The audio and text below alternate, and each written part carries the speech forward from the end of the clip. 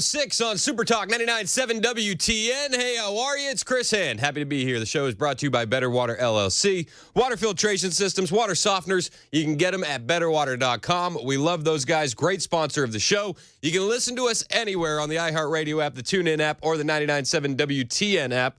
The stream has been a little bit funky.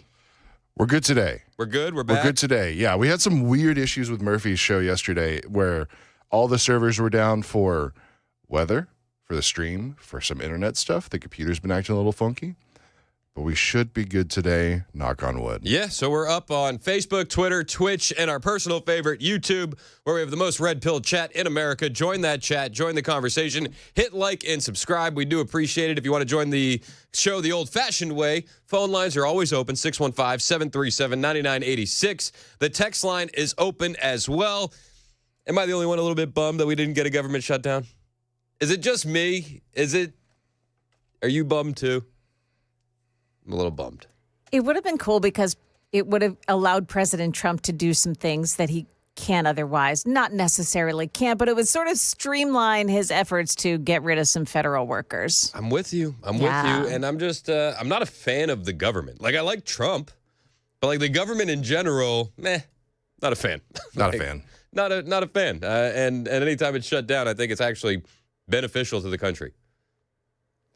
Especially when nothing really changes and we're going so, big deal. Yeah, it's like nothing of value is lost. Every time this happens, nothing of value is lost.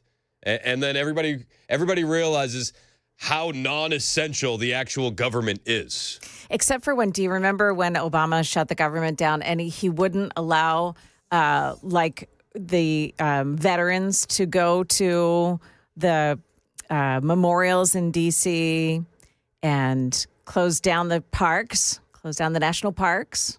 Yep. It was like those kind of things that, But didn't he do that to be spiteful? Oh, absolutely. He's just not a good guy. He could have, let everyone go home from the Department of Education and no one ever would have known. He could have.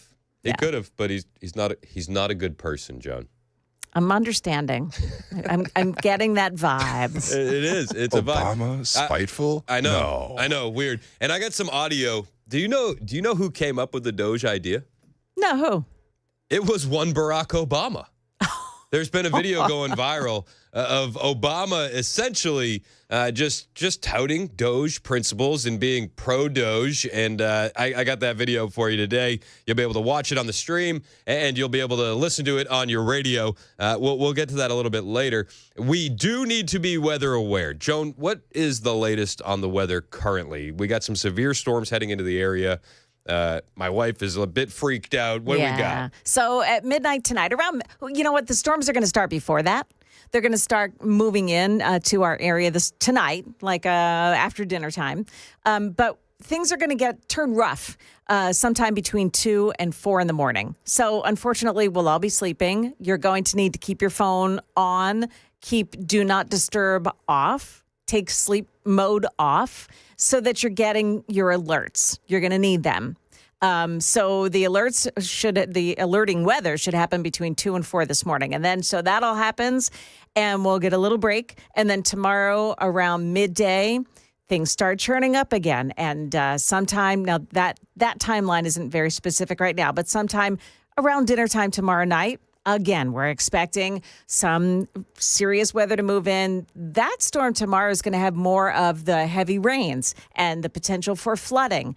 That'll also contain some straight line winds. And both of these storms are going to contain the possibility of tornadoes being spun up. So we really have to be on our toes this time. I mean, I look at some of these weather comment threads because I'm a weird person, so I'm reading these comments, and some people are like, this is going to be the biggest storm of all time. It's shaping up to be as bad as it was in 2011, and then other people are like, I'll sit on my porch in a rocking chair and be fine. So I don't know. The truth may be somewhere in the middle, but probably whatever may happen with the weather, rest assured the entire team here at WTN is ready to go.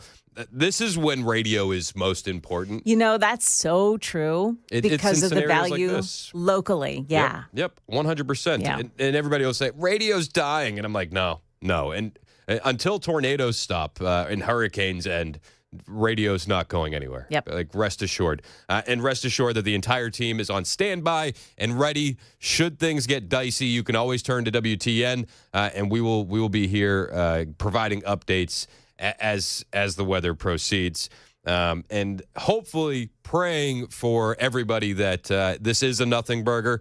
But, listen, prayers shouldn't stop you from being prepared in case it gets dicey. That's right. Get ready, get your batteries, clean out the safe space, and all of that, so that way you're not caught slipping. You don't want to be caught slipping in this situation. Excuse me. Also, shouldn't those emergency alert systems interrupt the do not disturb on the iPhone? Does it not do that? You know what? I don't want to, I don't want to test it.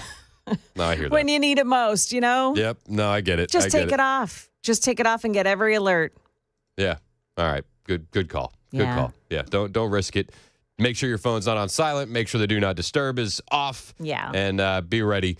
And we'll be ready as well. We got a great team here. Joan Jones, Ken Weaver, Murphy we got a whole email thread going. Murphy's like, I'm ready. I'm ready.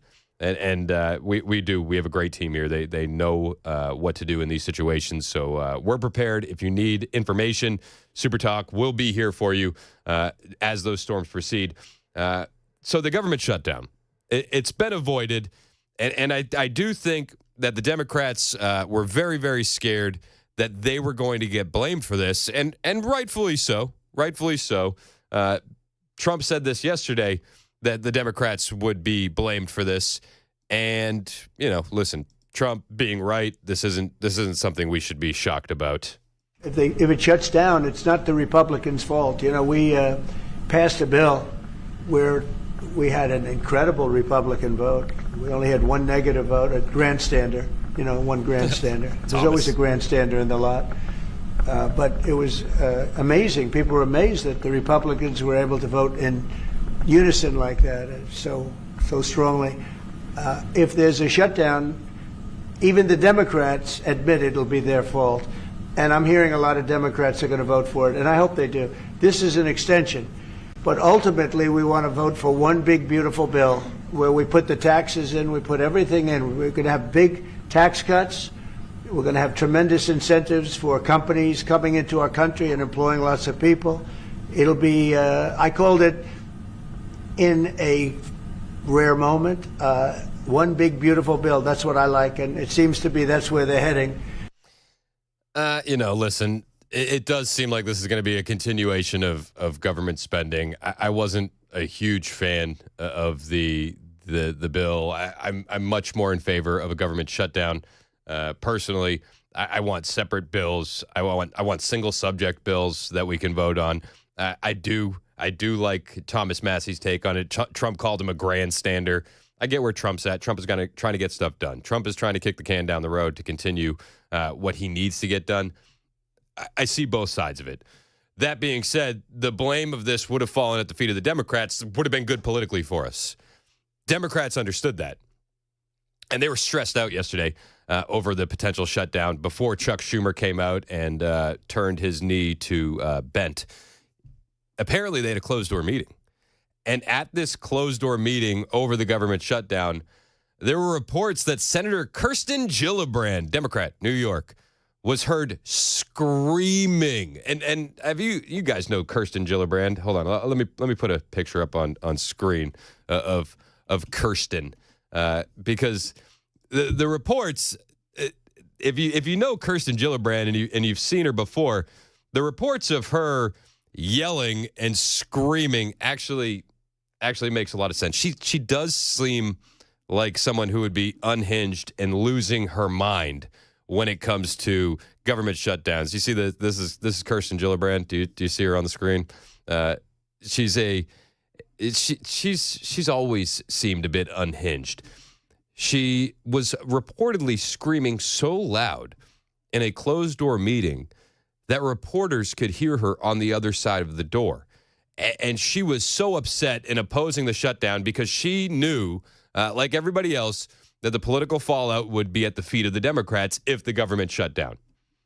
She was reportedly, this is according to Fox and Punchbowl, saying, "This will not be a normal shutdown," and she went full Karen and she was screaming. But apparently the outcome of that meeting was Chuck Schumer and the Democrats absolutely caving and essentially bending the knee.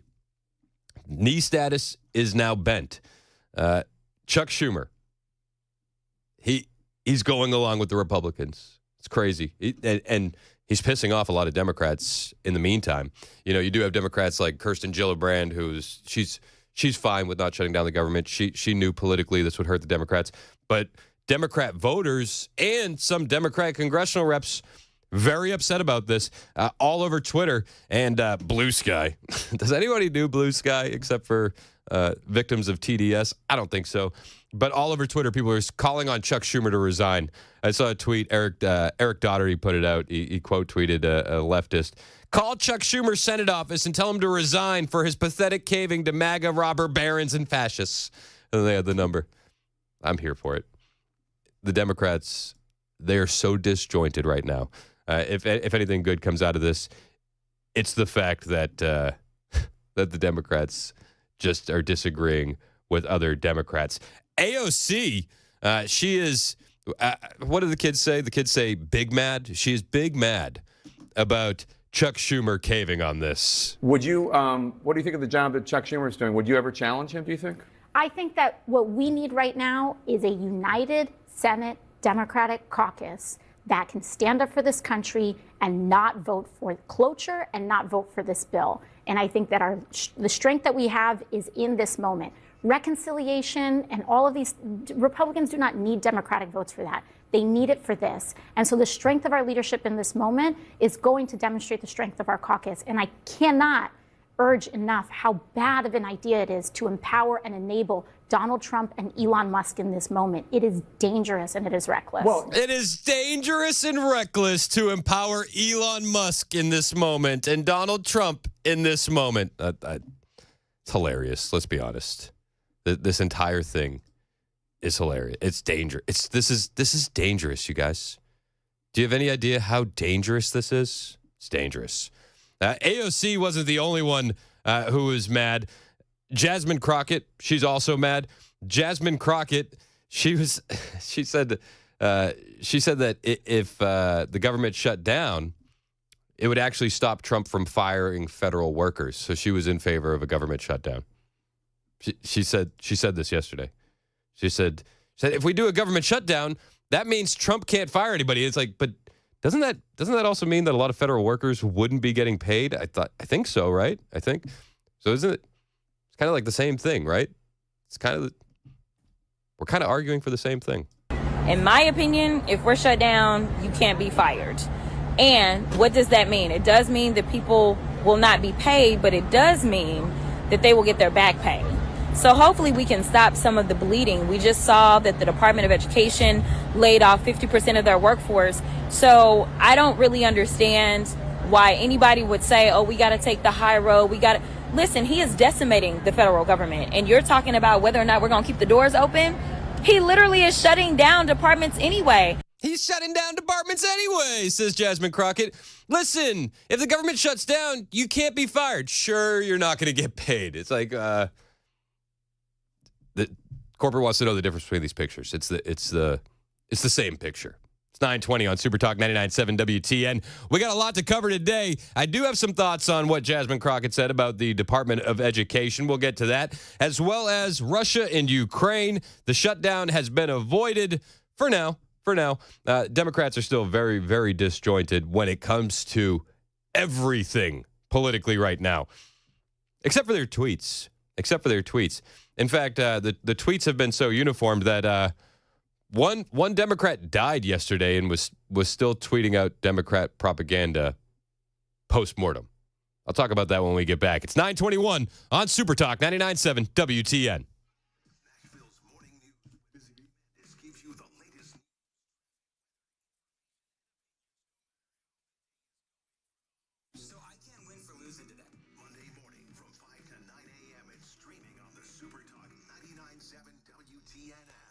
Spring rebate madness happening at Busy Bee Plumbing, Heating, and Cooling. What's up? It's Chris here for my HVAC guys. Busy Bee Plumbing, Heating, and Cooling. Listen to these rebates that they got going on all month. You get a mini split 17 SEER or heat pump 17 SEER, $800 rebate. How about a heat pump 15 or 16 SEER, $500 rebate. Duct sealing or repair, $300 rebate. Tune-ups, you get a $50 rebate for each one. Man, that'll pay for itself when you get that Beehive Club membership because you get 3 annual tune-ups with your Beehive Club membership, and that's $99 per unit. So when you get your spring tune-up and your fall tune-up, your Beehive Club membership has paid for itself. That Beehive Club membership is the best value in HVAC. 10% off all repairs, front-of-the-line service, $100 annual accrued replacement credit, no overtime or holiday fees, and exclusive Beehive member promotions. If you need an HVAC guy, call my HVAC guys, Busy Bee Plumbing, Heating, and Cooling, 615-775-7833, 775-7833, busybeehvac.com.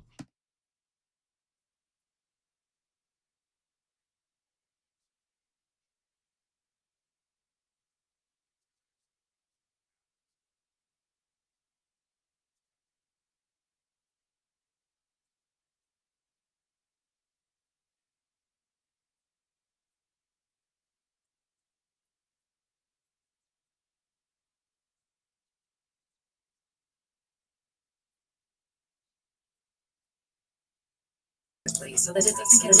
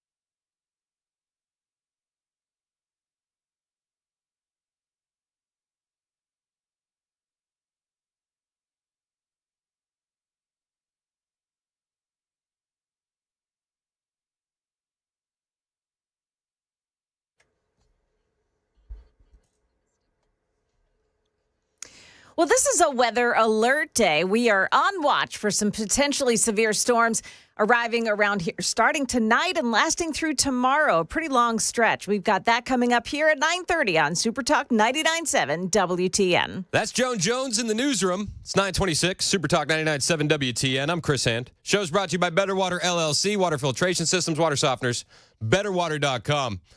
Listen, we were talking yesterday. Michelle Obama started a new YouTube channel. She's got millions of dollars of promotion behind it. Mike? Big Mike. They should have called the podcast Mic Drop. It was a missed opportunity. But they should have. She's got millions behind her YouTube channel and only 25,000 subscribers. And we're hoping that you can help us beat Big Mike and subscribe to our YouTube channel, Super Talk 99.7 WTN. You wouldn't want an Obama winning, would you? Find us on YouTube and hit subscribe. The Democrats. Every day, I'm more and more shocked at the Democrats and what they're doing. Yesterday, we had a Democrat rep die. Rep Raul Grijalva, I believe is how Well you pronounce done, it. yeah. Yeah.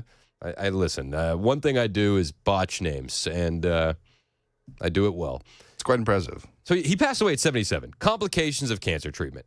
Heartbreaking. That sucks. Like, yeah, he's a Democrat, but like, listen, he's got family. Like that sucks. Nobody should be passing away from complications due to cancer treatment. That to me isn't like it sucks. Not really the lead here. The lead is that after he died, he was still tweeting about how bad Trump is. Seriously? Yes. So after Rep Raul died, he posted a tweet that said, President Trump's latest reckless decision to fire thousands of employees of the Department of Education jeopardizes critical student aid programs. Do you have the tweet on the screen? If you're watching on Super Talk TV, you'll see the tweet. Trump and Musk are prioritizing tax cuts for the wealthy over the future of our students. It's selfish and illegal. This radical gutting of the department will mean funding cuts for every student, yada, yada, yada. But the best was the first reply from one Gator Gar. He said, "You aren't alive, bro." Oh, man. This is just a perfect illustration of the current state of the Democrat Party. They have no idea what they're doing. None. Now, I understand that maybe the staff is a bit, upset, but like the guy's dealing with cancer treatments. You're scheduling tweets for him, and then you don't think to unschedule the tweet? Just seems sloppy. Doesn't it seem sloppy? It seems sloppy to me. Again, Democrats, even post-mortem, they want you to know that Trump is evil, evil, evil.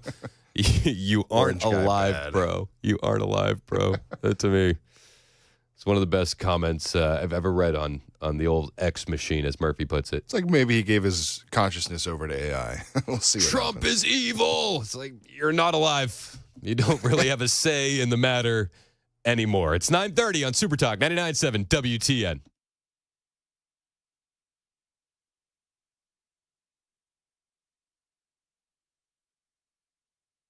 .30 now, and I'm Joan Jones with your top stories. There is a crash in Bellevue right now. It's on 40 westbound. They're working it right there at Old Hickory Boulevard West, and the right shoulder has been blocked off by it. The big story today, all about the weather. Two weather systems that take aim at the Nashville area this weekend. One will arrive tonight with the worst of the storm hitting while we're asleep between 2 and 4 a.m., and then we've got more bad weather that starts in the midday tomorrow. That one has a better potential for some heavy downpours. And Channel 4's Stefano DiPietro tells us all about it. We are going to get so much rain in such a short period of time. You have to watch out for small creeks, definitely areas of poor drainage. Most of the mid-state should fall between 2 to 3 inches of rainfall. However, there will be some areas that see between 3 to 4 inches. And I'll tell you right now, a lot of that has to do with where the heaviest of the downpours are going to set up. So I want you to think about even the interstates, parts of 40, 65, and 24. There are those areas that really have a tough time keeping up with multiple rounds of heavier rainfall. So that could easily cause ponding on roadways. Those poor drainage areas can flood. Keep in mind to never try to drive through a flooded roadway. And so experts say get things together today. Get your flashlight, extra batteries, make sure your phone is all charged up, and have your weather apps all downloaded and ready to go. In Tennessee, state lawmakers have put off a vote on a constitutional amendment that would deny bail to people charged with violent crimes, including murder, rape, and terrorism. Senate Majority Leader Jack Johnson. Well, we have one member who's not here. We have a member who is out sick.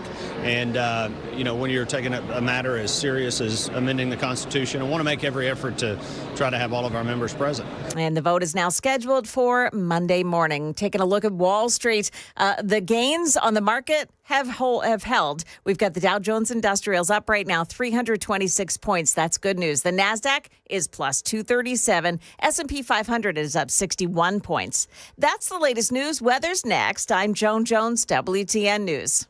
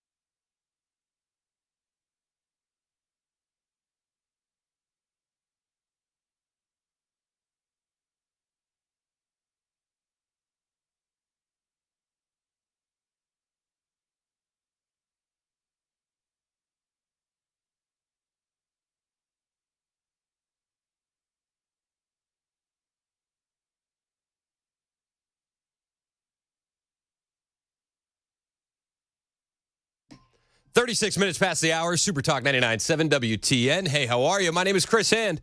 Show's brought to you by Better Water LLC, water filtration systems, water softeners, betterwater.com. Love those guys. You can find me on Twitter, True Social, and Instagram at Chris Hand on air. Hit the follow button. I will follow back. So a lot of people texting about this Democrat rep, Raul Grijalva, Arizona. Poor guy died. 77. He's a Democrat. Complications of his cancer treatment. The crazy thing is, after he died, he was still tweeting.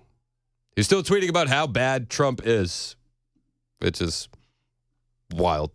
This is the tweet he sent out. President Trump's latest reckless decision to fire thousands of employees at the Department of Education jeopardizes critical student aid programs. Blah, blah, blah, blah, blah. A lot of people saying, I thought you were dead, bro. I thought you were dead. Elon Musk weighing in. Whoever wrote the post above is impersonating a deceased congressman. Joey Manorino, this guy was literally dead when his staff wrote this tweet and sent it out for him. That's how fake the Democrat Party is. Truth. Everybody on the text line weighing in saying, the tweet's one thing, but when he votes in the midterms, that's going to be a bigger issue. Well, he's probably going to still get Social Security for a while. Yeah, yep. I'm monitoring the text line. I always monitor the text line, 615-737-9986. That's also the phone number to call. Tara sent a text in. She said, hey, Chris, have you heard anything about bad faith on Amazon Prime? And I hadn't heard anything about bad faith on Amazon Prime, so I Googled it real quick, and it looks like leftist propaganda. The current day assault on democracy did not begin with Trumpism. It did not begin with the Tea Party. It did not begin with the moral majority. It did not even begin in this century. The current day assault on democracy began with the white supremacy movement in the 1960s as part of a shrewd, calculated, and well-executed plan that became cloaked as a religious movement.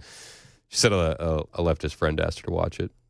And said after a quick Google, it looks like propaganda. I'll tell you what I did watch on Amazon Prime last night, though, while I was doing show prep. Do you know what I watched? The Apprentice. You know, I've never watched The Apprentice before. Like, I never watched it. I've never seen it either. It popped up on my Amazon Prime last night, too, as a recommended. So I was watching it, and the wife came in. She goes, we're really doing this? So. Did you watch any of the ones with Omarosa? Yeah, she's in the first episode, and she was yelling at some chick for lying. Yeah. Yeah, I'm all in. I watched 15 minutes of it, and then my wife said, "Can we do something else?" She's like, "You're not even paying attention." I said, "All right, fair." So I'm doing show prep. You can change this. So, but you got to watch the origin story. That's what I'm saying. Like, you know what I mean? Everybody understands the origin story. It's like Batman. You know, his parents were killed. We got it. Yeah. But you know, the origin story of Trump is definitely. The Apprentice is baked into the cake, but that's available on Amazon Prime. So I wouldn't watch the leftist propaganda on Amazon Prime, but I would watch The Apprentice. I would. Hey? I think we need to bring that back. Yeah. Yeah. Do you think he would do The Apprentice after he gets out of office? No. Host it while he's in office. He should do it. He should do it again. Well, all right. So yeah, no, I'm not watching. He'd be bored with how. I mean, it just doesn't seem to move as fast as what he's doing in government. This is true. You know. This is true. Flying through it in government. Treasury Secretary Scott Bessent had an exclusive interview with Breitbart, and he's like, listen, it's been all hands on deck from all areas of government in the Trump administration. And it's the truth. He said that they're doing everything they can to bring down inflation, help affordability. And this interview with Breitbart was fascinating. One of the things he said was that he always thought that the term fake news was a bit, jazzed up and, just a talking point. He goes, but now that he's in the administration, he has a whole new perspective on fake news because he's like, I see the work we're doing and I see what we're trying to do for this economy and what we're accomplishing at record pace. And the media won't celebrate any of the wins. The media won't highlight any of that. And, well, yeah, welcome, Scott. We're happy to have you. The fake news is absolutely an issue. He said a lot of the things were out of control. Inflation was out of control. We inherited an affordability crisis. Hopefully, we don't get a recursive Bidenflation. We're very vigilant. It could happen again, but we're doing everything we can to keep it down.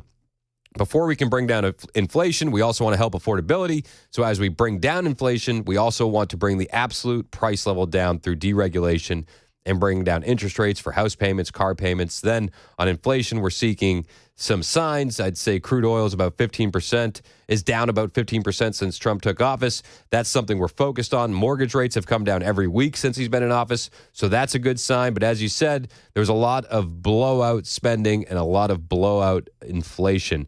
And he said, the term fake news, he didn't really buy into it, but now he completely buys into it. And it's the truth. You don't celebrate the wins in the media. All they do is scream and yell.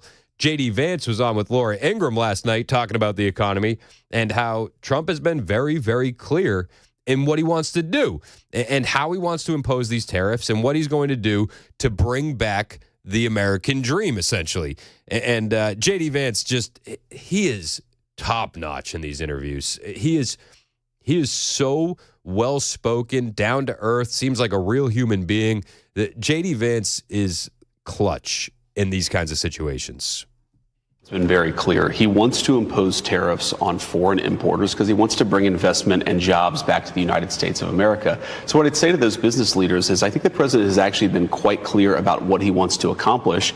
Build more in the United States of America, invest more in the United States of America, raise wages for workers in the United States of America, and you don't have to pay these tariffs at all. There is, as the president has said, a recognition that we have to accept, which is that, look, Joe Biden left this economy in a disaster. Yep. He ran the highest peacetime deficits we've ever had in this country. Yep. He left us with a significant debt crisis. And the president has come in and said, look, we have to accomplish a lot of things simultaneously. We have to bring down inflation, which I think we're making some good progress on. We have to actually ensure critical government services like Social Security and the military function for the American people. And we also have to force businesses to invest more, not overseas, not in Chinese workers, but in American workers. Amen. Listen, What did he say that was wrong? We have to make these companies want to invest in America. Trump is actually laying the groundwork for that. We're seeing it time and time again. About an hour ago, Taiwan-based artificial intelligence server producer is now building a factory in the U.S. amid Trump's tariffs. This is Pegatron, and they will begin American production this year. There was also news about the largest toy maker in America is moving a large percentage of its manufacturing out of China and back into America. I mean, these are the wins that the media won't celebrate. And we're not feeling this in the economy just yet, but we will soon. $1.7 trillion in investments since Trump took office. And that's not including that other Taiwan chip maker that I just, or AI producer that I talked about. And that's not including this American toy company. The largest toy maker in the U.S. is reportedly expanding its factories in America as President Trump's tariffs boost demand for products made in the USA. The chairman of Crazy Art telling the New York Post, quote, "We are moving a large percentage of what we have in China to here." When Trump announced the higher tariffs on China, it's been full steam ahead. Oh, what's that you say? The tariffs are actually influencing companies to come back to America and bring jobs to the American people with them? Oh my gosh. I'm shocked. I'm shocked that the plan is working. It's working. Weird. Yet the Democrats are still melting down. Jasmine Crockett, she's like, do you know that Trump voters, they're actually regretting their vote? How many Trump voters do you know? I know a lot of Trump voters, and everybody that I've spoken with is like, no, we love it. We love what's happening. Oh, Trump voters, man. Oh, they're so disenfranchised. They're so upset. This isn't what they wanted, says Jasmine Crockett. What do we think about how the people who voted for him are viewing the moment we're in? I think that there's a lot of regret. I think that the sycophants, there's nothing that you can say about them. Like there is a real cult that is taking place, and they follow their leader and they believe whatever he says, and they're just going to get in line. And then there are those that are like, well, wait a minute. Like, why is it that I don't have health care? But the billionaires are still having like multi-million-dollar weddings? Like, why is it that I'm not going to be able to go to college, or my kid isn't going to be able to go to college, or I'm not going to be able to eat because they're getting, like, wait a minute, what is the point of this? Like, what is happening? Yeah. Trump's been in office since January, and billionaires are getting married, and you can't eat or go to college. It's absolutely Trump's fault, right? It's Trump's fault. Trump voters are regretting it. They're regretting everything, or they're in a cult, says the woman who was telling us a few months back that Joe Biden was sharp as a tack. Says the woman who a few months back said Kamala Harris was the best woman for the job. All right. Yeah, we are in the cult. We're in the cult. The woman who supports mutilating children and says it's health care. We're in the cult. That's us. The woman who is cool with porn in your children's library and drag queens reading to them says we're in the cult. Got it. Also, Jasmine Crockett's a millionaire. So, like, shut up. Stop. Stop talking to me. Oh, Americans can't afford to eat. They can't afford health care, says the millionaire. Says the millionaire. Wasn't she just saying the other day, and she was, just, it's a rhetorical question. The other day, she was saying that the idea of Doge dividend checks of $5,000 to Americans with the money that we're bringing back in, well, that's peanuts. And now she's on TV saying that we can't afford health care or food. So which is it? Is it peanuts, or can we not afford food? I don't understand. These things don't match up. Maybe it's my cult tendencies that are clouding my brain, and I can't think because of the cult. Is that what it is? Am I in a cult? Are we in a cult? I think we're in cults. I think cults are hip. Cults are so hot right now. Based. Cults are so in. Cults are awesome. And it's a direct quote. Cults are awesome. But again, they can't recognize the wins. They don't want to recognize the wins. They don't want to acknowledge the wins. But the wins are here. And you can see it with these businesses investing once again in America. I know it's a crazy concept, but J.D. Vance was talking about that last night with Laura Ingraham. You're making these businesses invest in America. You're making these businesses reshore. And the positive is going to be for the American citizen. Well, look, I think you never can predict the future, but I think the fundamentals of the economy are actually quite strong right now. And we'll see how this unfolds, Laura, but I think that by inducing more businesses to invest in American workers, by reshoring some of those critical supply chains, we are going to make this economy stronger over the long haul, and that is the president's ultimate goal. Yep. We have to remember, Laura, people forget 5 years ago, of course, we had the COVID crisis. And aside from the public health element of it, what it should have taught us, Laura, is we can't rely on communist China to make all the critical stuff. Amen. You had hospitals that didn't have medical supplies. Thank you had you. businesses, manufacturing businesses that couldn't get core raw materials because China was shut down. What the president is doing is changing 40 years of a failed bipartisan consensus in Washington, D.C. that has sold out American workers and destroyed the underlying economic strength of the United States of America. We're going to rebuild it. It's going to take a little time, but we are going to do it. Listen, I love what JD says, and I love that he brings up what happened during COVID, because a lot of people, it's been 5 years now, which is insane to think about, but a lot of people forget, like, we were in a bad spot. 90% of our pharmaceuticals are made in China. So when the world shut down, we were essentially screwed. You remember the empty store shelves. Everybody remembers the empty store shelves. We were in a bad place. We need to do this, not just for the American worker, not just for the American economy, but for American security, should something like that ever happen again. And we hear all of these globalists and these elites like, oh, are you worried? We got to worry about the next pandemic, the next one. You know, Bill Gates says that all the time. He gets on The View. He's like, oh, the last pandemic was bad, but the next one. Oh, the next one. It's like, yeah, you're cooking something up, aren't you, Bill? But we need to be prepared. Like, all jokes aside, we need to be prepared.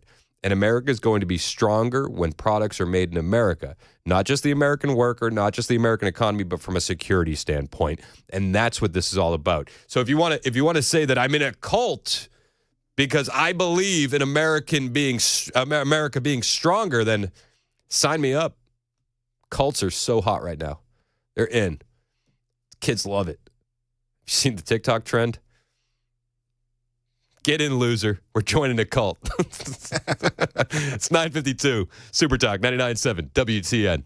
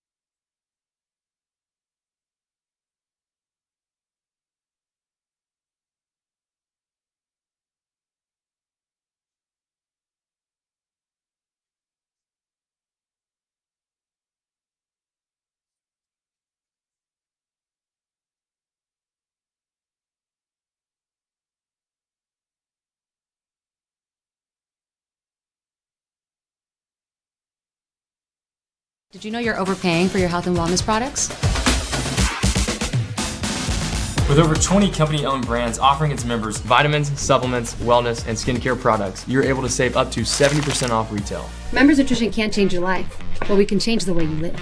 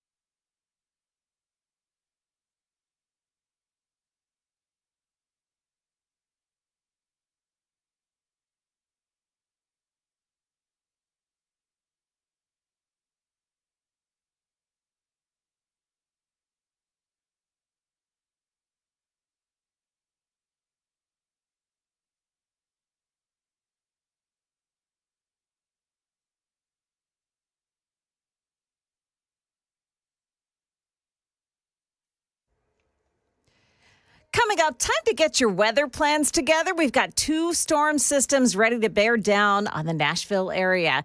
And military recruiting is way up. But wait till you hear how ABC News spins the reason for it. Those stories coming up at 10 o'clock on Super Talk 99.7 WTN. Did they say it's because we're in a cult? No, but you'll love this story, Chris. All right, I'm looking forward to it. I won't spoil it. For once. Yeah, I know. Joan Jones is back in the dust-encrusted news closet. My name is Chris Hand. The show is brought to you by Better Water LLC, water filtration systems, water softeners. You know why you need them. I don't like them putting chemicals in the water that turn the friggin' frogs gay. Exactly, especially when you're eating frog legs. Come on, we don't need that. BetterWater.com. BetterWater.com. All right, we got a lot to get to. I do have some thoughts on the Department of Education. I wanted to get to this yesterday, and I just ran out of time because we're constantly drinking through a fire hose when it comes to the Trump administration and the news of the day. Plus, I want to talk about the legal challenges that Donald Trump has been facing. 119 legal challenges in 51 days. And we recently just heard a judge saying the Trump administration must rehire federal workers. How about no? How about no? We'll talk about that on the way and more. Joan Jones is going to have the latest updates on the inclement weather that is headed our way. It may get a bit dicey this weekend. We're going to keep you up to date all weekend long, and we are going to be ready on standby to break in with coverage should the storms get dicey. So keep it here on Super Talk 99.7 WTN. Right now, the news.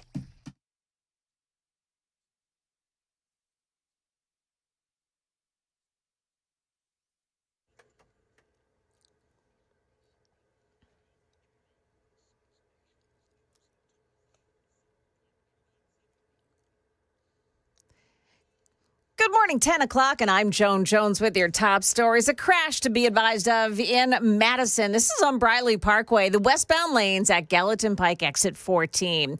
Hey, there's an elevated risk of severe weather for the Middle Tennessee area this weekend, and it all starts tonight. It runs all the way through tomorrow night at midnight. Channel 4's Stefano DiPietro telling us there's a 3 out of 4 risk of severe weather during that entire time span.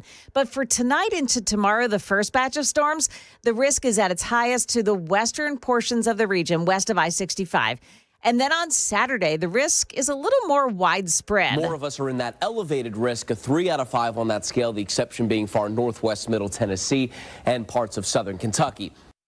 He says the risk Saturday is for winds gusting higher than 65 miles an hour, heavy rain that causes flooding in poor drainage areas, and hail and tornado threats, too. So keep it here. We, of course, will keep you informed. A silver alert's been issued for a missing Nashville man, TBI, saying that 53-year-old Robert Harvey went missing on March 4th near Albion Street. He's 5'11", he weighs 240 pounds, and he has blue eyes and red hair. Now, Henry is nonverbal, and police say he has a medical condition that may impair his ability to return home safely. Anybody with information is asked to call TBI.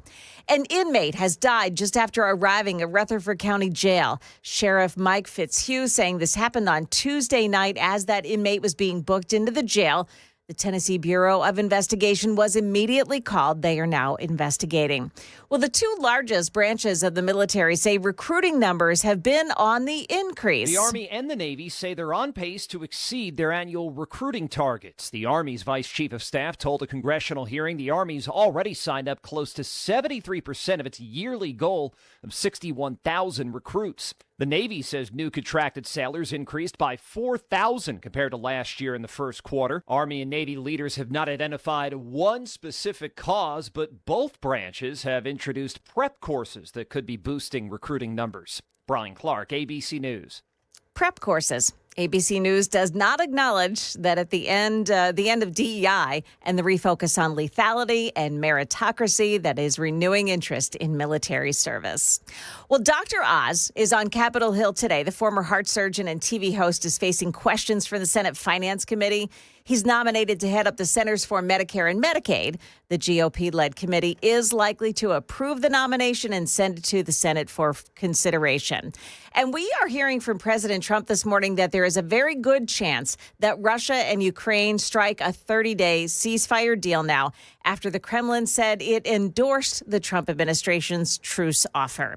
That is the latest news. We've got your weather up next. I'm Joan Jones, WTN News.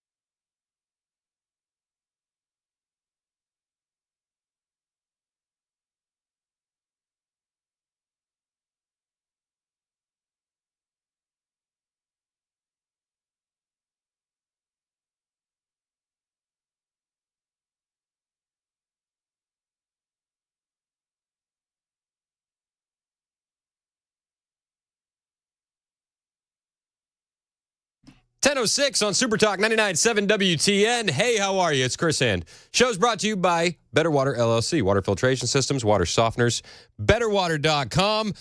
Donald Trump, they yelled, nobody voted for Elon. Yet here we are with judges that nobody voted for getting in the way of the Trump administration. Got a story from Breitbart.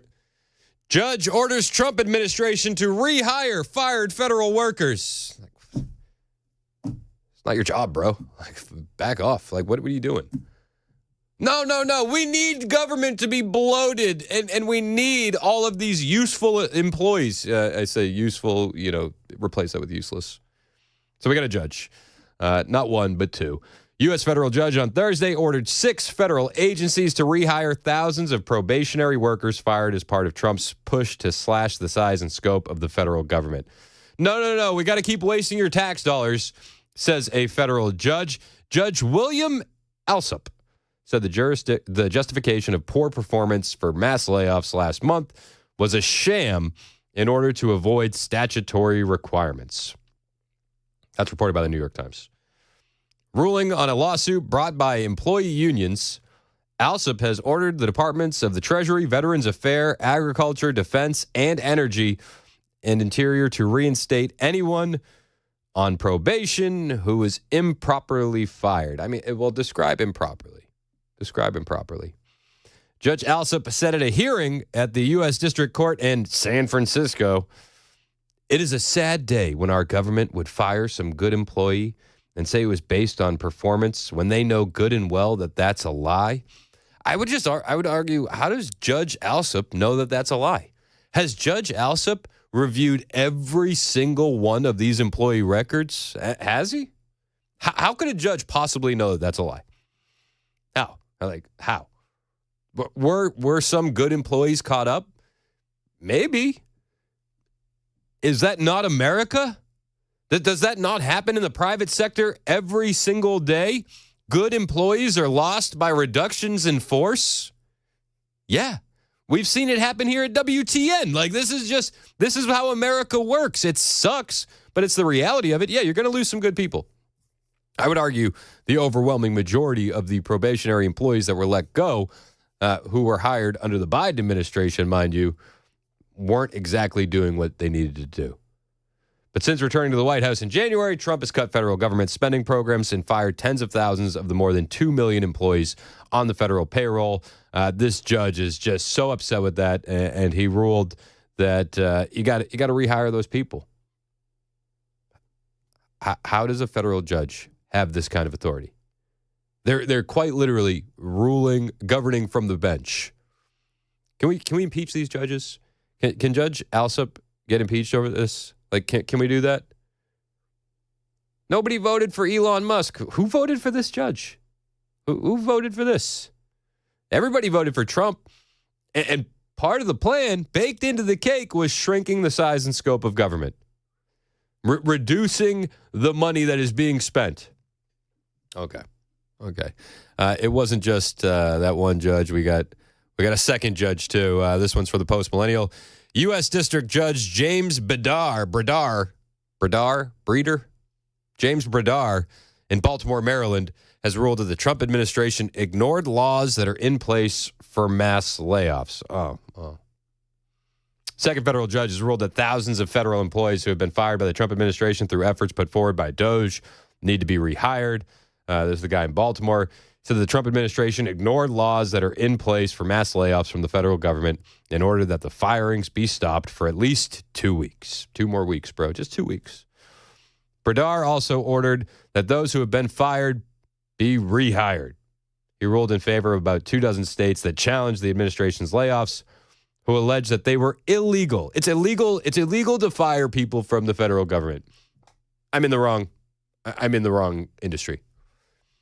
I need to work for the federal government. You can't be fired. Can't be fired. That's illegal. It's illegal to fire a government employee. Okay. He also ordered that the federal workforce go back to where it was at before the mass firings. He said in this case, the government conducted mass layoffs, but it gave no advance notice. Does any company give advance notice that layoffs are coming? It's ridiculous. Breeder wrote in the ruling, it claims it wasn't required because it says it dismissed each one of these thousands of probationary employees for performance or other individualized reasons. On the record before the court, this isn't true. There were no individualized assessment of employees. They were all just fired collectively. Again, how does he know? Did he review every single one of these employees? Every single one? He looked at the thousands of employees that were laid off. 10,000-ish out of 2 million? What are these federal judges doing? Well, what we're seeing is a concerted effort by these radical leftists to continue the lawfare against Donald Trump. Since Trump has been in office, he's had 119 plus legal challenges. Why? Just let the man cook. Can we let him cook? Can we let Trump cook, please? I want to let the man cook. I want to reduce the size of the federal government. The overwhelming majority of Americans want the exact same thing. Hell, Obama wanted to do this. There's a video going around of Obama talking about, shrinking the federal government, pulling back spending, and essentially what Obama was doing was describing Doge before it was Doge.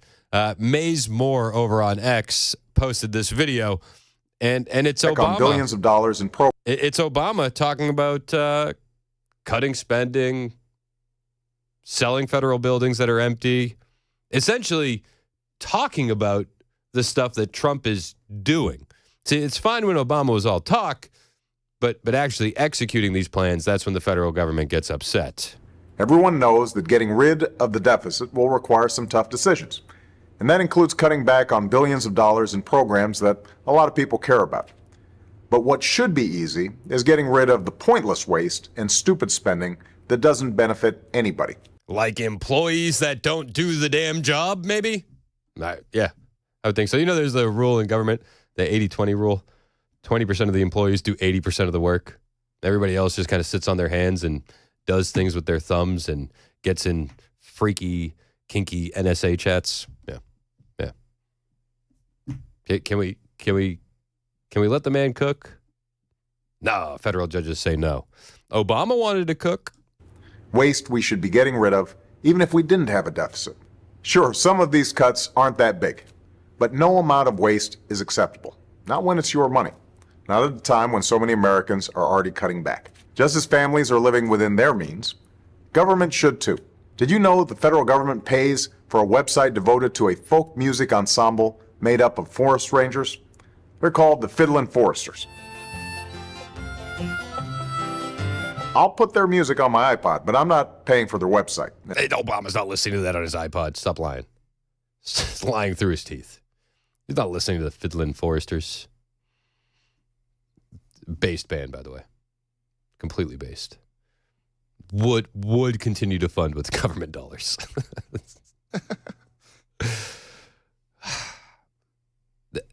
Everybody understands that the government is over-bloated. Everybody understands that we're spending too much money. Yet when Trump tries to do something about it, now it's an issue. Now the federal judges have to rule from the bench, right? Yep.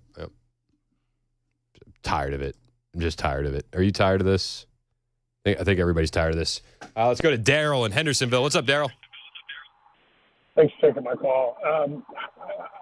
I actually understand the judge's ruling to a certain extent, and I had misgivings about the way that this was going about, in the respect that the money has already been appropriated by Congress. So to claw that money back in the form of layoffs, I mean, I want the number of employees cut by 2/3 in the federal government. But the problem is Congress has to appropriate that money or not appropriate that money. So I think this is just a minor blip in the process. Where it's really going to get difficult is seeing if Congress is willing to make those cuts, to say, well, we appropriated $80 billion for this department this year. Next year it's going to be $78 billion, and the way we're going to reduce that budget for that particular department is to cut heads. But in the meantime, should we just allow federal judges to overrule the president of the United States? Well, as opposed to what? I mean, as opposed to letting the man cook and do what he wants to do. I understand, but we have three branches of government. You know, the administration was sued. In this case, at least from this judge, the administration lost. I would hope that he's going to go to the Supreme Court about it and get a ruling that's favorable. But again, the appropriation process is what's really important. And I would guess, I don't know this for a fact, but even if you lay all these people off, I think that money is still going to be spent somewhere because, again, it's been appropriated. So while I disagree with the premise that we can't lay off employees, I mean, all these people do report to him. You can't. I don't think there's a mechanism to claw that money back within the appropriations process. But this is, we're splitting hairs though. The ruling is that he has to rehire the employees that were riffed. There was a reduction in force. The president should be able to fire these people. A federal judge should not be telling the president that he has to rehire these individuals. I mean, now we're going to see this over and over. The Department of Education, they announced a reduction in force that will cut about 50% of their workforce. The entire workforce will decline nearly by half beginning March 21st. So, like, is that the next thing to do? Is that what's going to happen? Oh, no, we have to keep the Department of Education. We have to keep all of these lousy federal employees. I'm not here for it, and I'm not going to Say, oh, hey, we lost a court ruling. What? Well, hey, we'll get them next time. No, it's ridiculous. This whole thing is ridiculous. A lot of these employees, as Trump said himself, barely work at all. They barely work at all. A reporter asked President Trump yesterday if he felt any responsibility to the civil servants who have lost their jobs.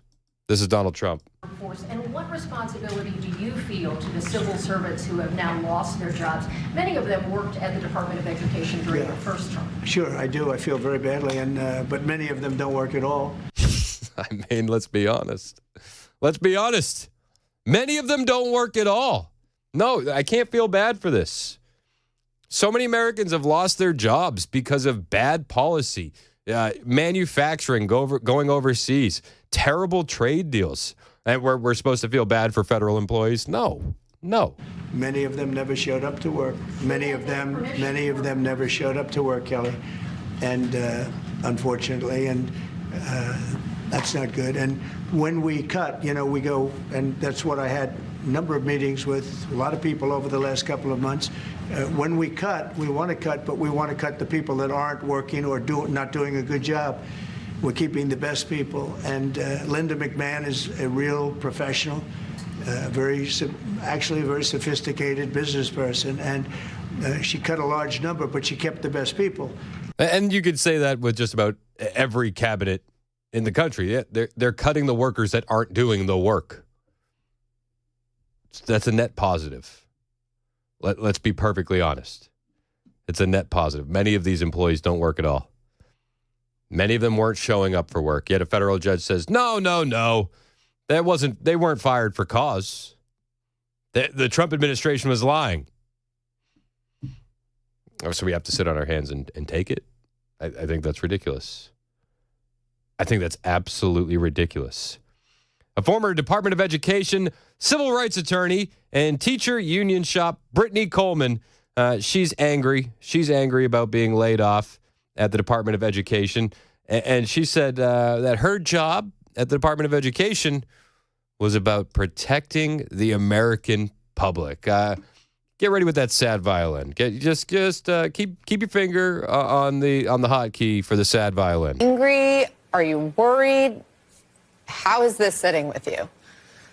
I am definitely angry because I don't understand why I and my colleagues have been targeted for just doing our jobs. Our jobs are protecting the American public and their patient students. So it's very frustrating to not only have to endure the demeaning emails and ridicule that we're getting in the media, but to also have to lose your job when all you were doing was just following the law and enforcing that, or providing statistics to help teachers do their jobs. For just 50% of your paycheck, you can save a federal worker today. It's like, come on. Were you supposed to feel bad for these people? No, not at all. I got more on the Department of Education when we get back. It's 10:21 on Super Talk 99.7 WTN.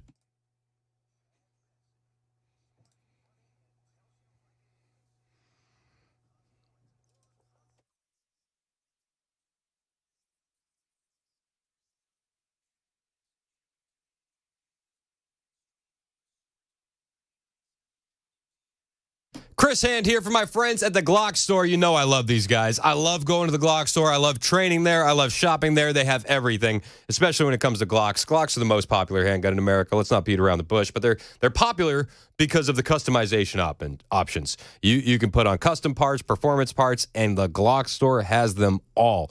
Competition triggers, night sights, extended controls, red dot optics, mag. I could go on. I could go on and on and on.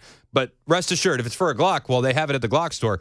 And when you buy it at the Glock store, they'll install it for free while you wait. You see, if the doors are open in the Glock store, you can bet your bottom dollar that there is a gunsmith on duty. And again, whatever parts you purchase to customize or enhance your Glock, they'll be installed for free while you wait. There's a lot of reasons to like the Glock store. Free parts installation is just one of them. You'll find a lot more reasons to like the Glock store when you visit. Minutes from the airport, worth the drive from anywhere. If you're listening or watching us online, you're not in the Nashville area, you can always shop at glockstore.com.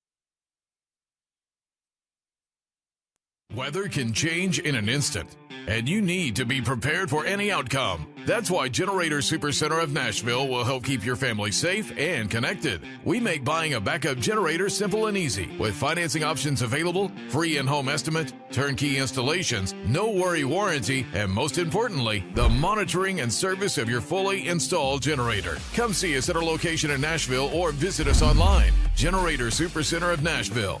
We serve all Middle Tennessee.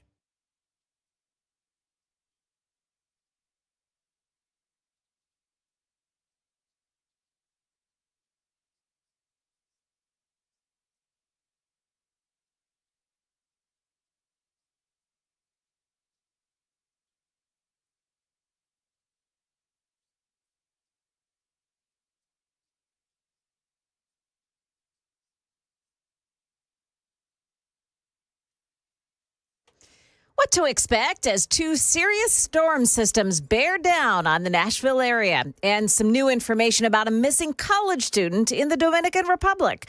Those stories and more coming up at 10:30 on Super Talk 99.7 WTN. 25 minutes past the hour on Super Talk 99.7 WTN. That's Joan Jones in the newsroom. My name is Chris Hand. We may have some pretty dicey weather this weekend. Don't worry. Our news team and all of us are standing by. And should the storms get hectic on Friday evening, tonight and tomorrow, we are ready to jump in and cover it with the best news team in the business. Ken Weaver's going to be ready. Murphy's going to be ready. I'll be ready. Mandis, the whole squad. We're all on standby. Get yourself ready for the weather. Hopefully this is a nothing burger. The comments online, if you're reading some of this stuff, is I do. I'm a glutton for punishment. You have people saying this is going to be the storm of the century, and you have other people saying it's going to be windy. So it could go either way. It could go either way. So we have a safe spot within the house, like a closet that has no windows, and I guess that's our safe spot. Maybe. I don't know. What do you do? What do you use for your safe spot? We have a room under the stairs, a little closet under the stairs, okay. Like a Harry Potter type bedroom. Right. Yeah, that's kind of what I got at my house. And that's where we'll be jumping. It gets a little crowded. 4 kids, 2 dogs. Yeah, you bet. It gets a little crowded, and then if Dad's going to be live on the air, we'll be in that 3x4 closet with a live broadcast going on. So we'll see how it happens. Everybody gets a lollipop. Everybody does, right? Yeah. So Joan said earlier, and it's a good point, make sure your phone's not on Do Not Disturb tonight. Make sure it's not silent. Hopefully those alerts come through anyway, but don't risk it. Don't risk it. Get yourself ready, and we'll be ready should anything get crazy. The Department of Education, 50% of the staff to be cut by March 21st. Is a federal judge going to make Trump rehire all those employees? The Department of Education is trash. Let's be perfectly honest. Since the Department of Education was put in place, education in this country has fallen to basement levels. And we spend so much money on it. I want the Department of Education to go away because I want that money to be split up between the states. We'd have more money for teachers, less overhead. Like this is a good thing. Linda McMahon was talking about this, and she said, when Trump tapped me for this job, he said, if I'm successful, it means that I work myself out of a job. I think the president made it very clear that he thought that the Department of Education, should totally go away. And he said that my successful job will be to put myself out of a job. So, when I'm working to fulfill that mandate that he gave to me, and that's the directive. But in the meantime, we want to make sure that the programs, everything that is put in place, continues to operate in a more efficient way. Yeah, let's be efficient. I also think it's important to point out the crazy timeline we're on where just a couple years ago, the mayor of Knox County was tombstoning the education secretary on TV. So I think he's chokeslammed her a couple times, too. I love this timeline. I don't know about you. Best timeline. It's the best timeline. I'm here for it. Abby Phillips over at CNN says, but if the Department of Education is shut down, who will ensure that the children are being educated? Please, will someone think of the children? Yes. I don't think they're cutting the money. They want to send the money directly to the states. That's it. Respectfully, if this bureaucracy that is in place now at the federal and state level, no matter what state you're talking about, we're doing such a bang-up job we wouldn't have these terrible reading scores. We wouldn't have these terrible math and science scores. Something is broken. And there's one more issue that no one's talking about, and that is the issue of truancy. We've got 30+% truancy rates in some places. Not only can these kids not read, we cannot even find them. I would not disagree. Exactly. I would not disagree with either of you all on the fact that we are not preparing our children well enough. But you want the state but that's not, absolutely not. And let me tell you why. I want there to be oversight. I don't necessarily want there to be a bloated bureaucracy, but what I do want is every child in this country to have an opportunity to succeed, regardless. And you know, let me just tell you the biggest problem we have in this country, because you said unions. I will push back on you and say that the greatest problem we have is the fact that children are punished in this country because of the zip code that they're born into. And until you can find me some parity. Different issue. No, it's not. Actually, The biggest issue is the zip code children are born into. You know, we'd have a lot more money for those zip codes if we abolish the Department of Education. It's 10:30 on Super Talk 99.7 WTN.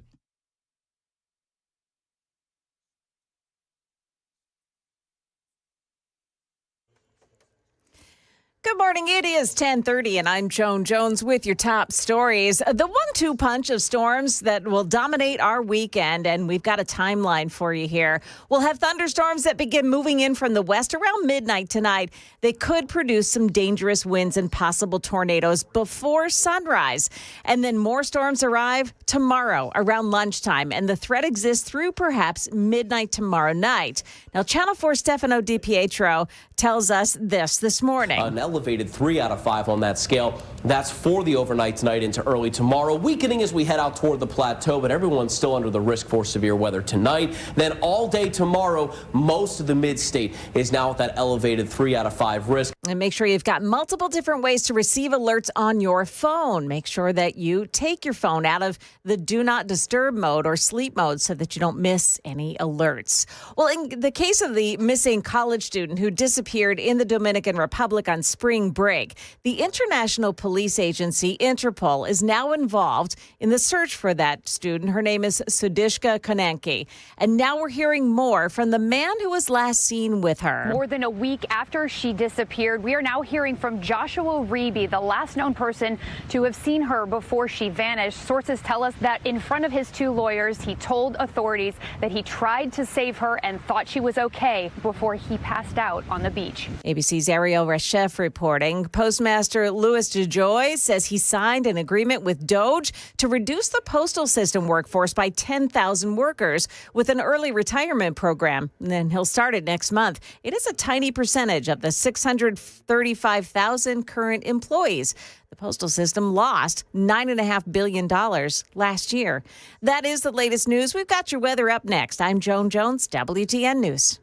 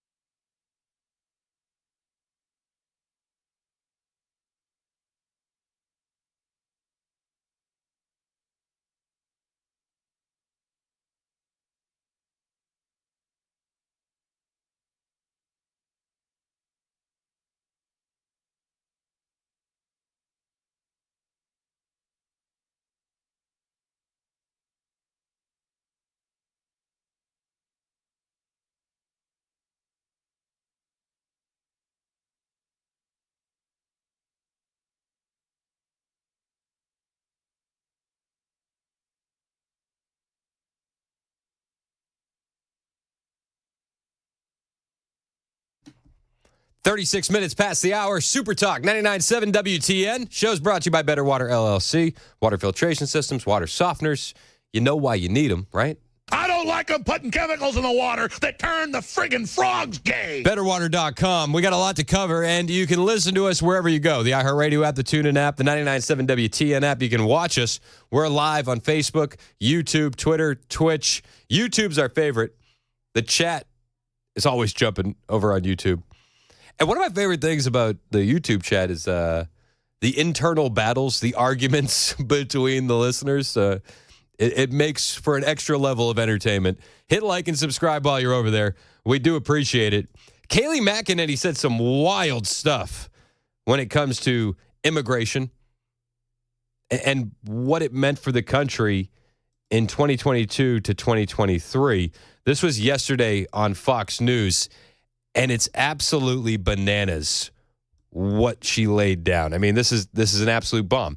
She said that immigration accounted for all U.S. population growth in 2022 to 2023. First time it's happened since 1850. This is Kayleigh McEnany yesterday on Fox News.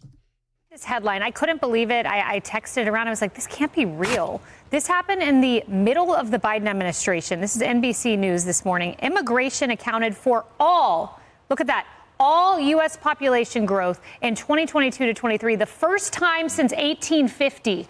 So you had the entirety of the increase of the U.S. population coming from immigration, most of it illegal, rather than live births of U.S. citizens. That's stunning. Yep. And this as they're cooking the numbers.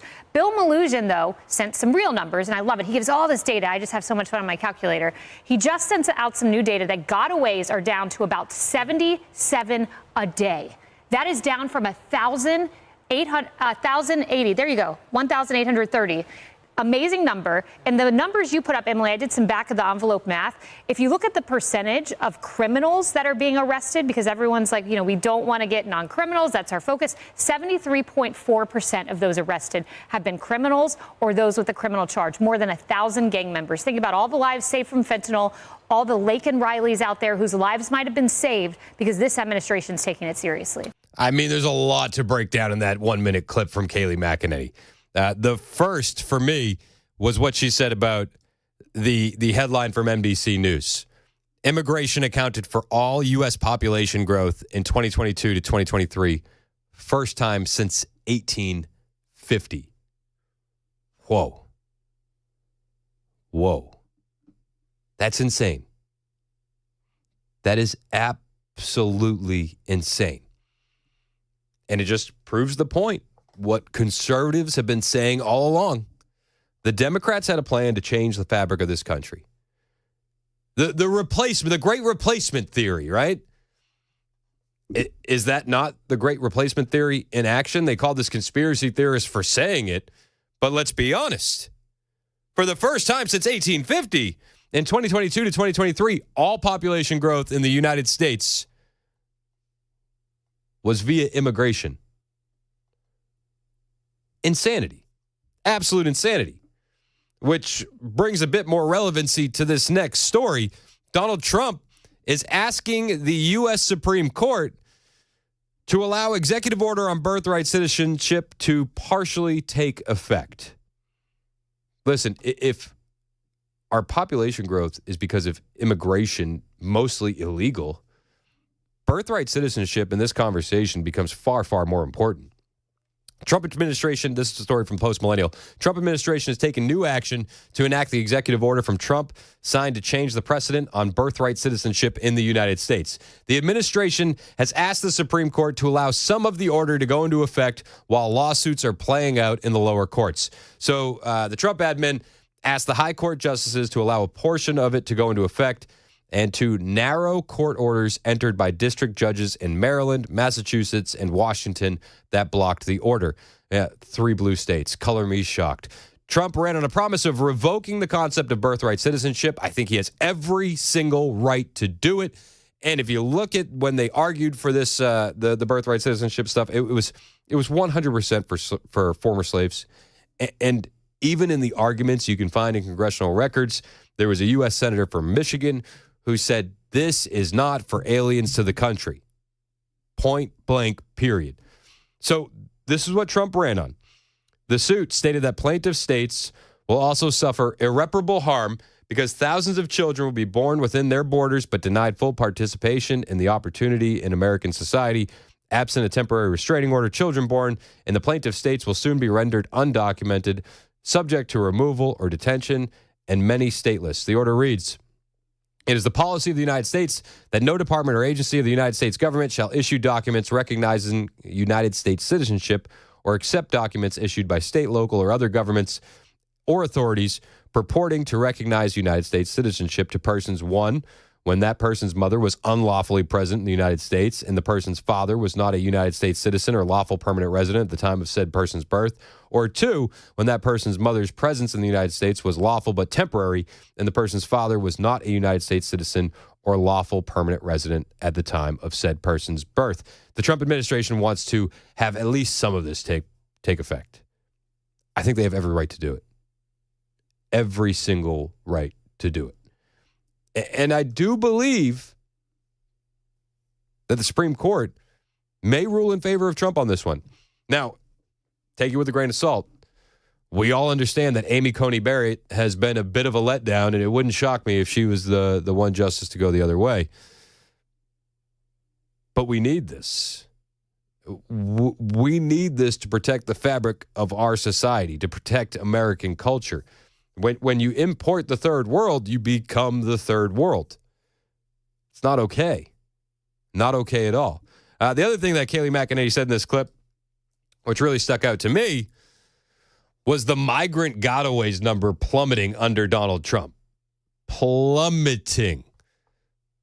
In the fiscal year 2023, they had 1,830 gotaways. Under Trump, they've had 77. It's a pretty big deal. And do you know who that really hurts? That hurts the cartels. That's a money-making operation. And the cartels charge two different amounts. They would charge an amount if you wanted to be apprehended by Border Patrol. They would charge an amount if you wanted to get away. Now you tell me who would be more open to paying the larger amount to be a gotaway. Well, I mean, my brain goes right to terrorists and Chinese nationals. Maybe my tinfoil is too tight.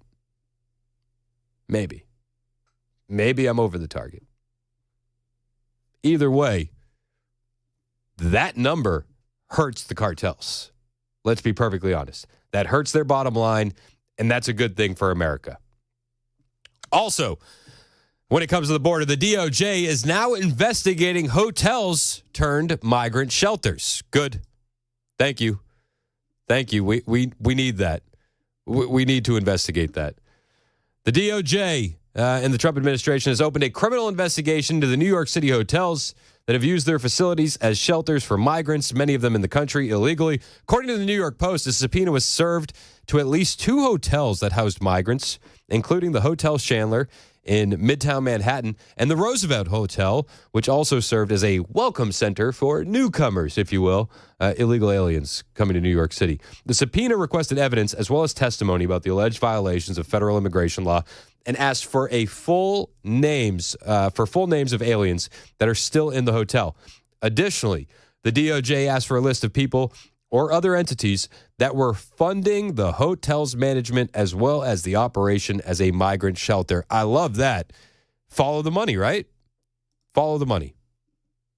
We need to follow the money. Neither city officials nor the local New York City government has been issued the subpoena, according to the Post, citing sources. In addition, the outlet reported that the Chandler Hotel is a standard homeless shelter. But the similarly named Candler Building in Times Square has been providing shelter to migrants. They're all doing the Spider-Man meme and pointing at each other. Let's be perfectly honest, right? I saw Mason did the Spider-Man pointing.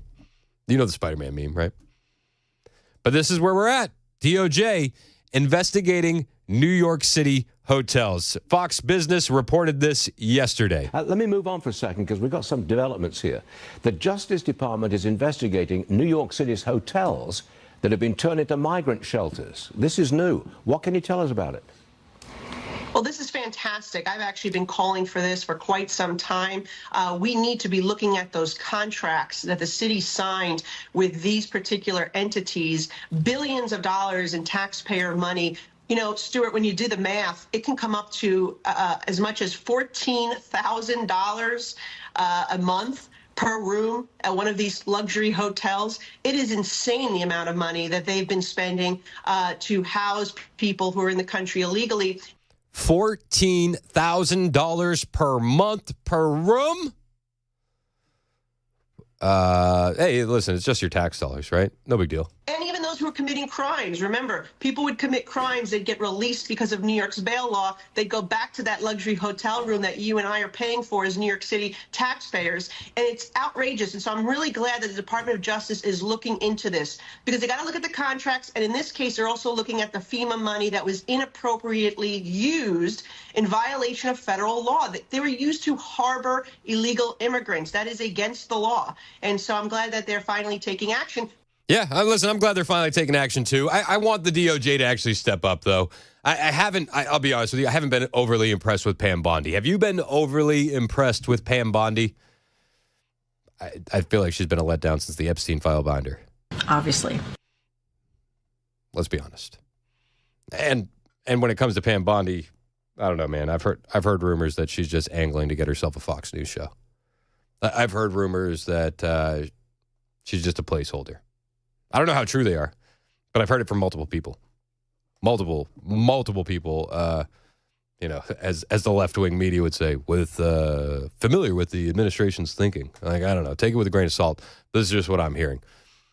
So thank you for investigating these hotels. Like, I appreciate it. But now can we do can we do the countless threats on TikTok where you have individuals saying, it's time to take one for the team. Wink, wink, nod, nod. Let's assassinate Trump. Can we do that? Can we do the Tesla dealerships being firebombed? Can we do Tesla owners being targeted? Can we do all the people trying to do more Luigi Mangione CEO killings, or at least gassing people up for him? And in my notes, I said, can we also do the conservatives being swatted? Have you been paying attention to this? The just ridiculous amount of conservatives being swatted, which is an absolute tactic trying to get people killed. You do like a fake hostage call, a fake murder call. SWAT team shows up, and then they're hoping that police engage the individual and kill them. Like that is terroristic in nature. You've had Sean Farash, he got swatted. That's the guy that does the Trump impersonations. Gunther Eagleman was swatted. Chase Geiser from InfoWars was swatted. Nick Sorter, who's a fantastic reporter, his dad got swatted. Oh, geez. Like, it's ridiculous. What they'll do, too, is a lot of times before these swatting incidents, they order pizzas to the houses. And it's to see if people are home. So that way you get that notification that the pizza was delivered. You know what I mean? Yeah. And so then they know you're home. If you're getting random pizza deliveries as a conservative, well, you should make a phone call to your local police department and say, hey, this is happening, and this is a precursor to being swatted. But I was going to say, listen, can we investigate that as well? But just this morning, as I'm getting ready to do the crisscross with Dan, FBI Director Kash Patel posts this tweet. I want to address the alarming rise in swatting incidents targeting media figures. The FBI is aware of this dangerous trend, and my team and I are taking action to investigate and hold those responsible accountable. This isn't about politics. Weaponizing law enforcement against any American is not only morally reprehensible, but also endangers lives, including those of our officers. That will not be tolerated. We are fully committed to working with local law enforcement to crack down on these crimes. More updates to come. Thank you, Director Patel. And I'll also say this. Our Director of National Intelligence, Tulsi Gabbard, has announced that she is aggressively pursuing deep state leakers. She says that leakers have shared info with the Huffington Post, shared Israel-Iran info with the Washington Post, shared U.S.-Russia info with the NBC. And if you remember during the confirmation hearings, they were like, what about Edward Snowden? Is Snowden a patriot? Well, no, she said, we're not going to let that kind of stuff happen under my watch. And she's proving it right now. Gabbard said, this ends now. We know and are aggressively pursuing recent leakers from within the intelligence community and will be holding them accountable. Now, I wonder if this story about the Panama Canal could be construed as another leak. NBC has the headline, Trump has asked U.S. military to develop options for the Panama Canal. I'll go into this story when we get back. It's 10:51 on Super Talk 99.7 WTN.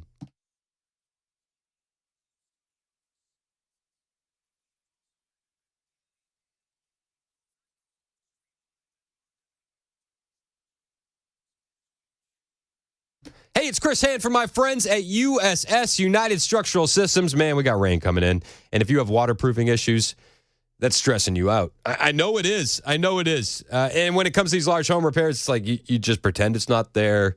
You try to ignore it. But with the storm that we got coming, it's going to be hard to ignore. And if you got water getting into your crawl space and into your basement, you need to get it fixed. You may find out over the next 2 days the hard way that you have a waterproofing issue. When you find out, call USS. Don't let it slide. If you ignore the problem gets worse. And that water getting into your basement, your crawl space, is going to lead to wood rot, which is foundation issues. It's going to lead to mold. It's going to make your family sick. Don't do that. Call an expert, not a sales guy. USS is going to send an expert to your home, not someone trying to upsell you on the next best thing. They'll create a custom solution for you, won't leave until the job is done. And when they do leave, they leave behind a warranty that is good for life. Even if you leave the home, the warranty can stay. This is how they've gotten 30,000 satisfied customers. This is why they've been in business since 1994. These are my guys, United Structural Systems, 615-488-7855, 615-488-7855, USSTN.com.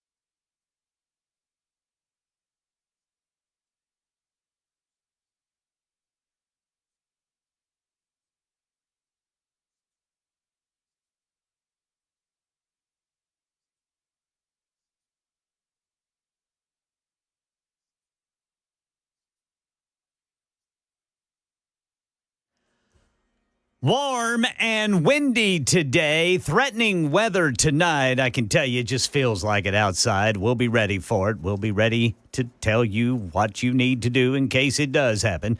You'll want to pay attention to this as we're preparing for the possibility of more severe weather tomorrow. We've got the very latest coming up at 11 on Super Talk 99.7 WTN. Thank you, Ken Weaver. It's 10:58 on Super Talk 99.7 WTN. Ken is our weather expert. And as I walked outside this morning, it had like a weird feel in the air. And I remember you saying this the last time we had some big storms, that you could smell it in the air. Yeah, it feels tornado-y. Do you think this is going to be a big storm, or do you think this is going to be a nothing burger?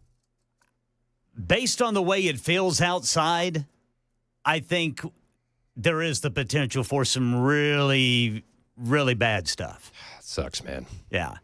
I mean, we're in the 3 out of 5 range. You know, right now, West Tennessee is under the 4 out of 5, which is even worse. But, you know, I've been here whenever we were in the 1 out of 5, and bam, we've had tornadoes and people killed. Yeah. So it just based on the way it feels outside, it just feels very humid, and that's what's going to fuel this thing.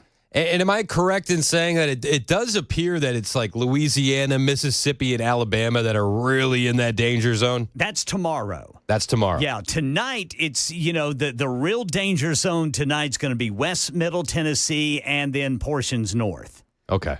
But we're in it. I mean, we're not the bullseye, but we're right next to it. Yikes. And it's at a bad time too, dude. We're talking midnight to 6 o'clock. Man. All right. Well, listen, if we got to break into programming, Ken is on standby. The entire WTN staff is on standby. We'll be ready to go at a moment's notice. So if you need information when it comes to this extreme weather, we're here and we're ready to go. We got the best team in Tennessee. I will put money on it. And these guys are prepared. I have a story here about Trump asking the U.S. military to develop options for the Panama Canal. I'll talk about it when we get back. It's 11 o'clock on Super Talk 99.7 WTN.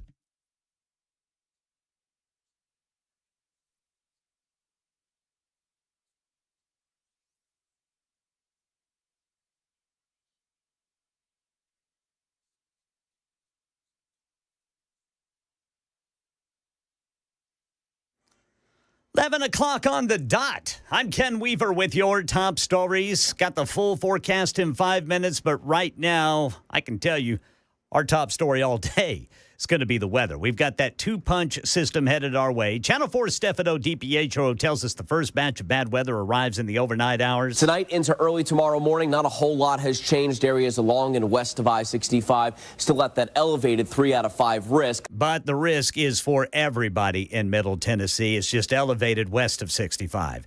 The risk is for thunderstorms that produce damaging straight-line winds and heavy rain. We cannot rule out tornadoes and large hail. Then there is Saturday. Most of the area is under that elevated 3 out of 5 risk, the exception being far northwest Middle Tennessee and parts of southwestern Kentucky. Heavier rainfall going to be one of the main concerns, damaging straight-line winds up to 65 miles per hour or more. We could see some decent-sized hail, and your tornado threat, of course, it is there, something we will pay very close attention to. And like Brother Chris just said, we're going to be here, and we will tell you everything you need to know. Well, there's a new prime minister in Canada. Mark Carney's been sworn in. BBC says Canada's foreign minister now working on setting up a telephone call between Carney and President Trump. Carney's going to be going to Europe next week with his first stops on Monday, Paris and London. We've been reporting that Hamas is set to release the last American hostage and the bodies of 4 other U.S. citizens, but there are concerns Hamas has no intention of making good on that announcement. The Israeli Prime Minister's office put out a statement saying that this is a psychological warfare and that they're trying to sabotage the main talks. The union, sort of representing all the families, the Hostage Family Forum, basically echoed the Israeli Prime Minister's response. The families of American hostages being held say that they also have not heard either from the U.S. administration or from the Israelis. That's ABC's Matt Gutman. A federal court in San Francisco ordering President Trump to walk back some federal employee layoffs. Overnight, a federal judge ordering 18 agencies to hire back 20,000 federal workers the administration fired. The judge saying the mass firings didn't follow certain rules or give advance notice, causing the impacted states irreparable harm by having to assist thousands of unemployed workers. And when it comes to the administration's argument that federal employees were fired for poor performance, the judge writes, this isn't true. There were no individualized assessments of employees. They were all just fired collectively. That's ABC News' Rachel Scott. Meantime, President Trump asking the Supreme Court to stop allowing judges to use these nationwide injunctions to hobble his agenda. His lawyers arguing these judges have no authority to issue sweeping orders that block policies nationwide. That's the latest news. Weather is next. I'm Ken Weaver, WTN News.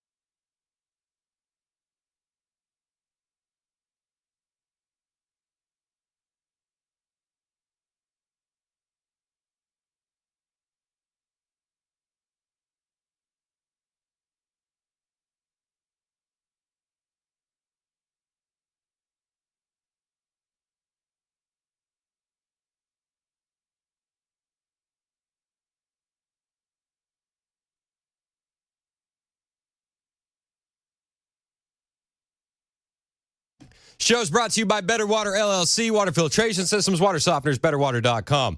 My name is Chris Hand. Hey, how are you? You can find me on Twitter, True Social, and Instagram at Chris Hand on Air. Hit the follow button. I will follow back. Appreciate it when you do that. And you can keep up with me offline or off air, online, whatever. You know what I'm talking about. Just follow me. Just hit the follow button. Hit the follow button. He'll follow back. Yeah, I'll follow back. We got a lot to cover. We were talking moments ago about Kash Patel, and he is going to be investigating these swatting incidents. Which is huge. Huge. There's a lot more to investigate.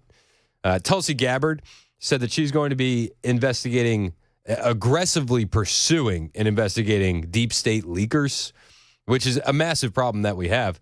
She has gone on record and said leakers have shared info with the Huffington Post. They've shared Israel-Iran info with the Washington Post. They've shared U.S.-Russia info with NBC. She said that ends now. We know and are aggressively pursuing recent leakers from within the intelligence community and will hold them accountable. Good. You should be held accountable if you're leaking information to the media. And then I saw this story come across my desk from NBC. The headline reads, Trump White House has asked U.S. military to develop options for the Panama Canal, officials say. And I hear what Tulsi says, and I go, is this another one of those incidents where a leaker needs to be aggressively pursued? Or is it just fake news? It could be a mix of both. You see the headline on the screen from NBC News. Excuse the picture of Rachel Mad Cow. That's not anything anybody wants to look at. You can probably drop that. Although I will say it is a funny face that she's making. It's not captured on a liked photo. I paused it there on purpose, to be fair. Clever. Washington. The White House has directed the U.S. military to draw up options to increase the American troop presence in Panama to achieve President Trump's goal of reclaiming the Panama Canal, according to 2 U.S. officials familiar with the planning. Is that leakers? Is that just fake news? It could be a mix of both. The truth is probably somewhere in the middle. It was last week in his joint session of Congress, Trump brought up Panama Canal again, saying that to further enhance our national security, his administration would be reclaiming the Panama Canal, which every Democrat stood up and it was a standing ovation. You remember that. The Democrats were clapping for him all night. Wait. Sorry, they sat on their hands. They actually would prefer the Panama Canal going to China? I think China? Yep. Yeah. I think they said, give it to China. China? That's what they said. Well, effectively. China? By not saying anything, they said that, they might as well hand it over to China. China? That's what I'm saying. U.S. Southern Command is developing potential plans from partnering more closely with Panamanian security forces to the less likely option of U.S. troops seizing the Panama Canal by force, the officials said. Whether military force is used, the officials added, depends on how much Panamanian security forces agree to partner with the United States. Oh, it's the F around and find out chart again. The more they're willing to F around, the more they may find out. Yeah, that sounds about right, actually. You're not that guy, pal. Trust me. You're not that guy. You F around, you find out. Panamanian. I don't know why. This is funny. Panamanian security. I don't know. Do you take Panamanian security forces seriously? How many troops do we need? 15, 20? Not 1,000, just 20. Just a couple dozen. The Trump administration's goal, obviously, increase U.S. military presence in Panama, diminish China's influence there. Got to diminish it, particularly the access to the canal. Panama and China deny there is any foreign interference in the 50-mile canal, whose neutrality is enshrined in the Panama Constitution. Chinese officials have accused the United States of using coercion to pressure Panamanian officials to block Chinese aid projects. U.S. officials told NBC News that the commander of U.S. Southern Command, Admiral Alvin Halsey, presented draft strategies to Defense Secretary Pete Hegseth this week. Hegseth is expected to visit Panama next month. Officials cautioned that a U.S. invasion of Panama is unlikely and would come under serious consideration only if a larger American military presence in Panama does not achieve Trump's goal of reclaiming the waterway, officials said. Neither the Pentagon nor the Panamanian embassy in Washington immediately responded to requests for comment. Is it fake news? Is it a leak? Is it the truth? Is it somewhere in the middle? It's probably somewhere in the middle. Don't take anything off the table, though. If Panama doesn't want to play ball, well, then take it. And I think Hegseth is not playing any games. I think Hegseth would be absolutely willing to go do that for national security purposes. Did you see what he tweeted out the other day? Oh, Hegseth, man. Hold on, let me see if I can get it on the screen because it's a good one. It is a good one, and I feel like you need to see it for yourself if you're watching on Super Talk TV. Now, I'll read it to you as well. Here it is. Pete Hegseth is ordering a force-wide review of fitness and grooming standards at the military, posting on X, "Our troops will be fit, not fat. Our troops will look sharp, not sloppy. We seek only quality, not quotas. Bottom line, our Department of Defense will make standards high and great again across the entire force." Now, the story that goes along with this is he's going to have a force-wide review of existing fitness and grooming standards. He said, "We must remain vigilant in maintaining the standards that enable the men and women of our military to protect the American people and our homeland as the world's most lethal and effective fighting force." You can't be lethal and effective at $3 billion. Let's be perfectly honest. You're also a much wider target. Also being perfectly honest. Our adversaries are not growing weaker, and our tasks are not growing less challenging. This review will illuminate how the department has maintained the level of standards required over the recent past and the trajectory of any change in those standards, he added. Pentagon Press Secretary John Ulyat? Listen, I'm here to tell you the news and butcher names. I'm quickly running out of news, but I will butcher a few more names, I assure you. Pentagon Press Secretary John Ulyat said in a statement to Breitbart News, "Unfortunately, the U.S. military's high standards on body composition and other metrics eroded in recent years." Color me shocked. I had no idea. I feel like Trump when he found out about Ruth Bader Ginsburg. Wow, you're telling me for the first time. Just hearing this, I didn't know. We all knew. We all knew. They were lowering the standards. Got to get more women in.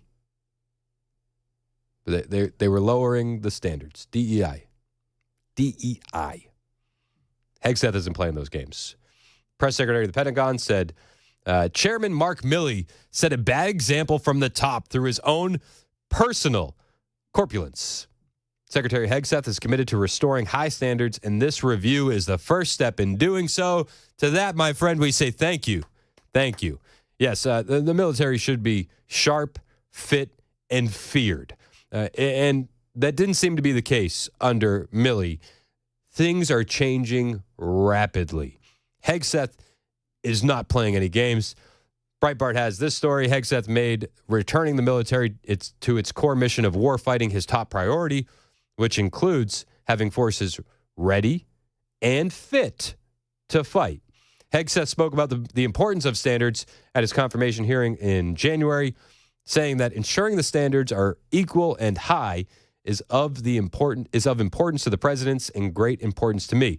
Because in those ground combat roles, what is true is that the weight of the ruck on your back does not change. The weight of the 155 round that you have to carry does not change. The weight of the 240 Bravo machine gun you have to carry does not change. And so whether it is a man or a woman, they have to meet the same high standards. And Senator, in any place where those things have been eroded or in courses criteria have been changed in order to meet quotas, racial quotas, gender quotas, that is putting a focus on something other than readiness, standards, meritocracy, and lethality. Amen, brother. Amen. So, yeah, I listen, drafting up military plans to take the Panama Canal, I wouldn't put it past Hegseth for a moment. I wouldn't. Now, is this information supposed to be readily available to the public and available for consumption on NBC News' website? Well, I tend to think not. And I hope that anybody that leaked that information will be held accountable. Accountability is the name of the game in the Trump administration, and I hope Tulsi Gabbard goes after them. I hope Hegseth goes after them. And anybody found to be leaking information, I hope, is held accountable. Donald Trump isn't just talking about the Panama Canal. He was also talking about Greenland. Greenland came up yesterday once again. He was talking about acquiring Greenland. And Trump, he still thinks that this is definitely on the table. So Panama Canal, yep, we're thinking about taking it. Let's be perfectly honest. And Greenland, Donald Trump says, he thinks it'll happen when it comes to acquiring Greenland. What is your vision for the potential annexation of Greenland and getting the potential? Yeah. Well, I think it'll happen, and I'm just thinking, I didn't give it much thought before, but I'm sitting with a man that could be very instrumental. You know, Mark, we need that for international security, not just security, international. We have a lot of our favorite players, cruising around the coast, and we have to be careful. And we'll be talking to you. It's a very appropriate, really a very appropriate question. There's an issue in the high north, so the Arctic. So what you did. So when it comes to Greenland, yes or not joining the US, I would leave that outside for me, this discussion, because I don't want to drag NATO in that. But when it comes to the high north and the Arctic, you are totally right. The Chinese are now using these routes. We know that the Russians are rearming. We know we have a lack of icebreakers. So the fact that the outside Russia, there are 7 Arctic countries working together on this under U.S. leadership is very important to make sure that that region, that part of the world stays safe. And we know things are changing there, and we have to be there.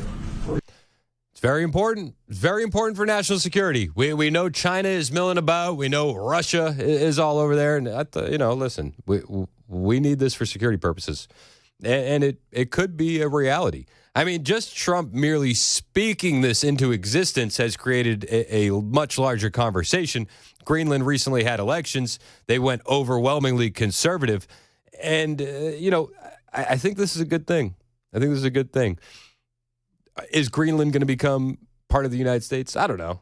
Probably not. Let's be honest. But starting that conversation is huge. And having the conversation where Trump says, listen, the Greenlanders, they're getting ripped off. Made everybody in Greenland go, yeah, we are getting ripped off. And it's starting a much larger conversation. And when it comes to security and peace in the region, man, who are you going to trust more than Trump? Let's be honest. Who are you going to trust more than Trump? Meanwhile, the Democrats, they hear this, they see this, and they're just absolutely unhinged. Donald Trump has dementia, they say. Or worse. James Carville was on with Chris Cuomo the other day, and they're back to the Trump has syphilis rumors. Did you know that? Syphilis. These are the straws that the American left is grabbing at. What are you going for here with the I'm worried that Trump has syphilis? Well, okay, first of all, there's something wrong with him. That's pretty clear. Is it pretty clear, Mr. Carville? Do people take this guy serious anymore on the left? Like, do they? I mean, he's funny for a soundbite, but unhinged lunatic screams into the abyss that Trump has syphilis. He does look like the retired guy that you see on his front porch occasionally shouting random stuff. Yeah. Just trying to get his opinion heard. And I love how you see the little chyron that they have for James Carville? Democrat strategist. Is this is the strategy? The strategy is Trump has syphilis, I guess. That meeting in the Oval Office was a significant variation. Talking about Secondly, we do know that he did have red splotches on his hand, which, it could be an indication of syphilis. He's got red splotches on his hands. You know what that means, right? Syphilis. They did this in his first term too, which was hilarious, and it was golf blisters. And you know what happened? They healed. Crazy. It's got to be syphilis though, right? The Democrats are lost. Wounded animals. Who's the front runner of this party? Who's the leader of the party? Nobody knows. Is it AOC? Is it Jasmine Crockett? It doesn't look like it's Chuck Schumer. It's definitely not Hakeem Jeffries. Who do they have? There's rumors that Pete Buttigieg, he wants to run for president. It's got a bit of an issue, though. I'll talk about it when we get back. It's 11:22. Super Talk, 99.7 WTN.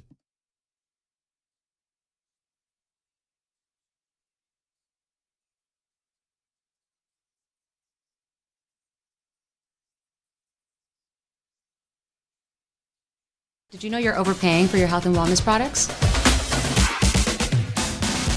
With over 20 company-owned brands offering its members vitamins, supplements, wellness, and skincare products, you're able to save up to 70% off retail. Members Nutrition can't change your life, but we can change the way you live.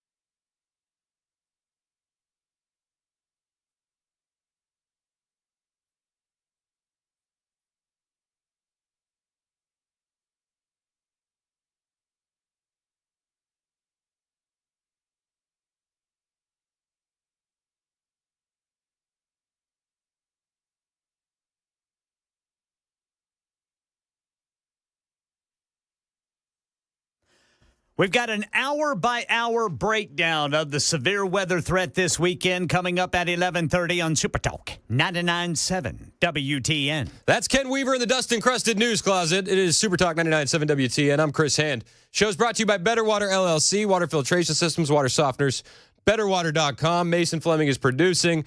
We got a wild chat over on our YouTube channel. If you're watching on Super Talk TV, hit like, hit subscribe.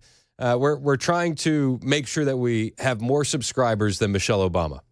You wouldn't want an Obama to win, would you?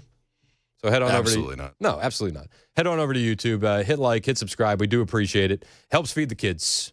I got summer camps I need to get them into, so the more likes, the more subscribes, the better odds they have. Appreciate that. Speaking of odds, what do you think the odds are of Pete Buttigieg becoming president in 2028? Slim to none. Is that slim to none? Mark Halperin, he says Democrats, they might not want Buttigieg to run, but they say he's likely gearing up for a 2028 run. But Mark Halperin says that he has one glaring problem. It's his height. Gotta say it. He's short and gay. Yeah. So you can say winning the nomination, being short and gay is a positive. And for some people, maybe not short, but gay is a positive. And I know for some people there is. But there is going to be a premium for the party in 2028 on winning, right? It's just like 92. There are going to be a lot of voters who are willing to swallow stuff in order to win. They'll say, I don't like this fact, if this person can win. I've looked at the list of people who've won the presidency. None of them were openly gay. 3 were gay, but none were openly gay. And so it's just a risk. And in almost every presidential race, not everyone, but in almost every presidential race in the television era, the taller person is won. The Republican nominee in 2028 will be taller than Pete Buttigieg. The taller person won in almost every presidential race since the TV era began. Let's put aside the gay stuff. I did chuckle when he said 3 of them have been gay, nobody openly. Looking at you, Barry. We're all thinking about you. But okay, let's focus on the height issue, okay? Pete is a very small man. Some would even describe him as a manlet, if you will. Pete Buttigieg is 5'8". 5'8". JD Vance is 6'2". Take policies aside, right? And JD obviously would win in that area. If that is true, that in the TV era, the tall guy usually wins, well then Buttigieg has no chance unless they give him a soapbox at his podium. I will say this: I don't think Pete is going to be the nominee. I don't think he has the credentials. I don't think that on any realm of existence, on any alternate timeline, I don't think Pete Buttigieg will ever be the Democrat nominee in 2028. I think it's Gavin's to lose, Gavin Newsom. And Gavin, by the way, he's 6'3". He's 6'3". I don't think that's going to make much of a difference versus J.D. Vance, but it's important to note. You can't necessarily describe him as a manlet. That's true. It's true, right? That's true. It's true. It's true. Gavin Newsom is definitely going to be running. You can see it. He's shifting his policies to gear up for a run. 100%. I think that he's probably going to be the Democrat nominee in 2028. A lot of time before then. But the Democrats, you can see it right now. There are some Democrats that are shifting over to being more moderate, if you will. The country as a whole is shifting to center right. And a guy like Gavin Newsom, he can at least read the tea leaves, right? He's reading the tea leaves. So it's not going to be Pete. Too short and gay. I'm sorry. It's just the reality of the situation. Although the gay is a positive on the Democrat side. When we return, I've been wanting to cover this story for a minute. So you remember Dan Crenshaw got caught on a hot mic saying that he wanted to bleeping kill Tucker Carlson? Tucker responded, and then Dan Crenshaw has since responded. We'll bring you all the highlights when we get back. It's 11:31 on Super Talk 99.7 WTN.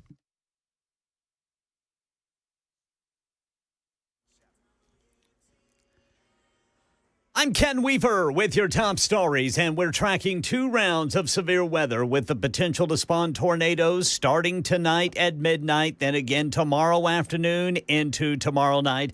Here's Stefano DiPietro. He's got the hour-by-hour breakdown for tonight. Midnight to 2 a.m. west of I-65. That includes areas like Hopkinsville, Clarksville, Murray, Paris, Waverly, down through Linden, Nashville, Gallatin, Murfreesboro, Columbia, areas along I-65. That's 2 to 4 a.m. And then east of I-65, Jamestown, Cookeville, Crossville, Spencer, Manchester, all of those areas between 4 and 6 o'clock. By that point, the severe threat should be a little bit more isolated. And this is kind of where the uncertainty still lies in the forecast is when these storms fire up late in the morning, do they go severe right away, or does it take time for that to build back in? Looks like it should take a little bit of time, but the storms could still be producing gusty winds and heavier downpours just barely below severe levels. Yeah, going to be a long night tonight. Full forecast coming up in 5 minutes. The BBC says Canada's foreign minister's working on setting up a phone call between newly sworn-in Prime Minister Mark Carney and President Trump. Meanwhile, White House Press Secretary Caroline Leavitt says the Trump administration not sitting idly by with these federal judges blocking his agenda. Fighting back by appealing, fighting back by using the full weight of the White House counsel's office and our lawyers at the federal government who believe that this injunction is entirely unconstitutional. And if you haven't received a text message demanding payment of unpaid tolls, just wait. Jim Ryan says smishing is only getting worse. Smishing is a scam perpetrated by text message. The toll one is very rampant. Steve Grobman of cybersecurity firm McAfee says scammers posing as your local toll authority will text you a toll bill and a link to pay it by credit card. And then the scammers can take that credit card number and use it for other purchases. The basic rule, the toll authority, your phone company, the internet provider you use, do not bill by text message. That's the latest news. Weather's next. I'm Ken Weaver, WTN News. Weather can change in an instant, and you need to be prepared for any outcome. That's why Generator Supercenter of Nashville will help keep your family safe and connected. We make buying a backup generator simple and easy, with financing options available, free in-home estimate, turnkey installations, no worry warranty, and most importantly, the monitoring and service of your fully installed generator. Come see us at our location in Nashville or visit us online. Generator Supercenter of Nashville. We serve all Middle Tennessee.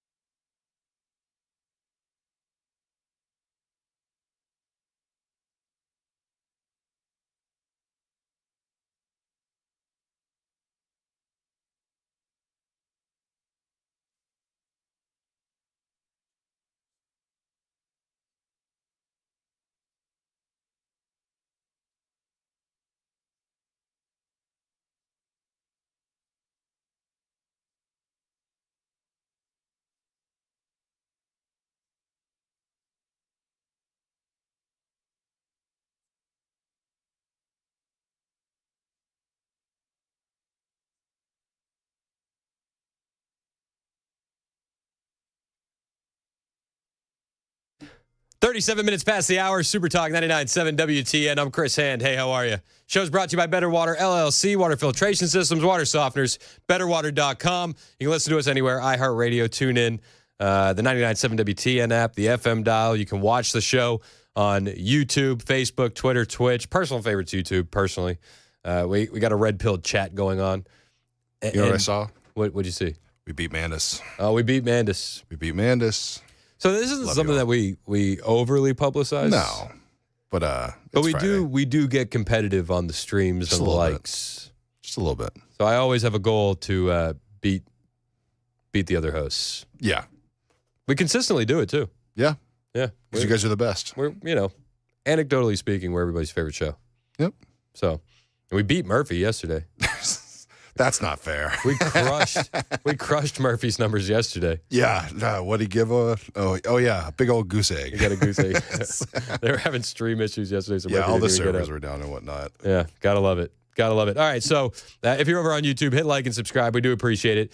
What's the latest on the weather? Have we gotten any more updates? Ken Weaver's back in the newsroom. We have a team standing by all weekend long as this weather rolls in. Everybody says, radio's dying. Radio's dying. It's like, yeah, until something like this happens. And then we're absolutely an important source for information. We're going to have a news team standing by all weekend. All of us are going to be standing by all weekend should things get dicey. We pray that it doesn't, but we're ready if it does. What do the storms look like currently? Right now, Brother Chris, we are looking at here in Middle Tennessee, it's going to be 2 to 4. 2 to 4 o'clock this morning or tomorrow morning is when it's going to start, hitting in the west part of Middle Tennessee, and then it's going to be about a 2-hour ordeal as it goes across.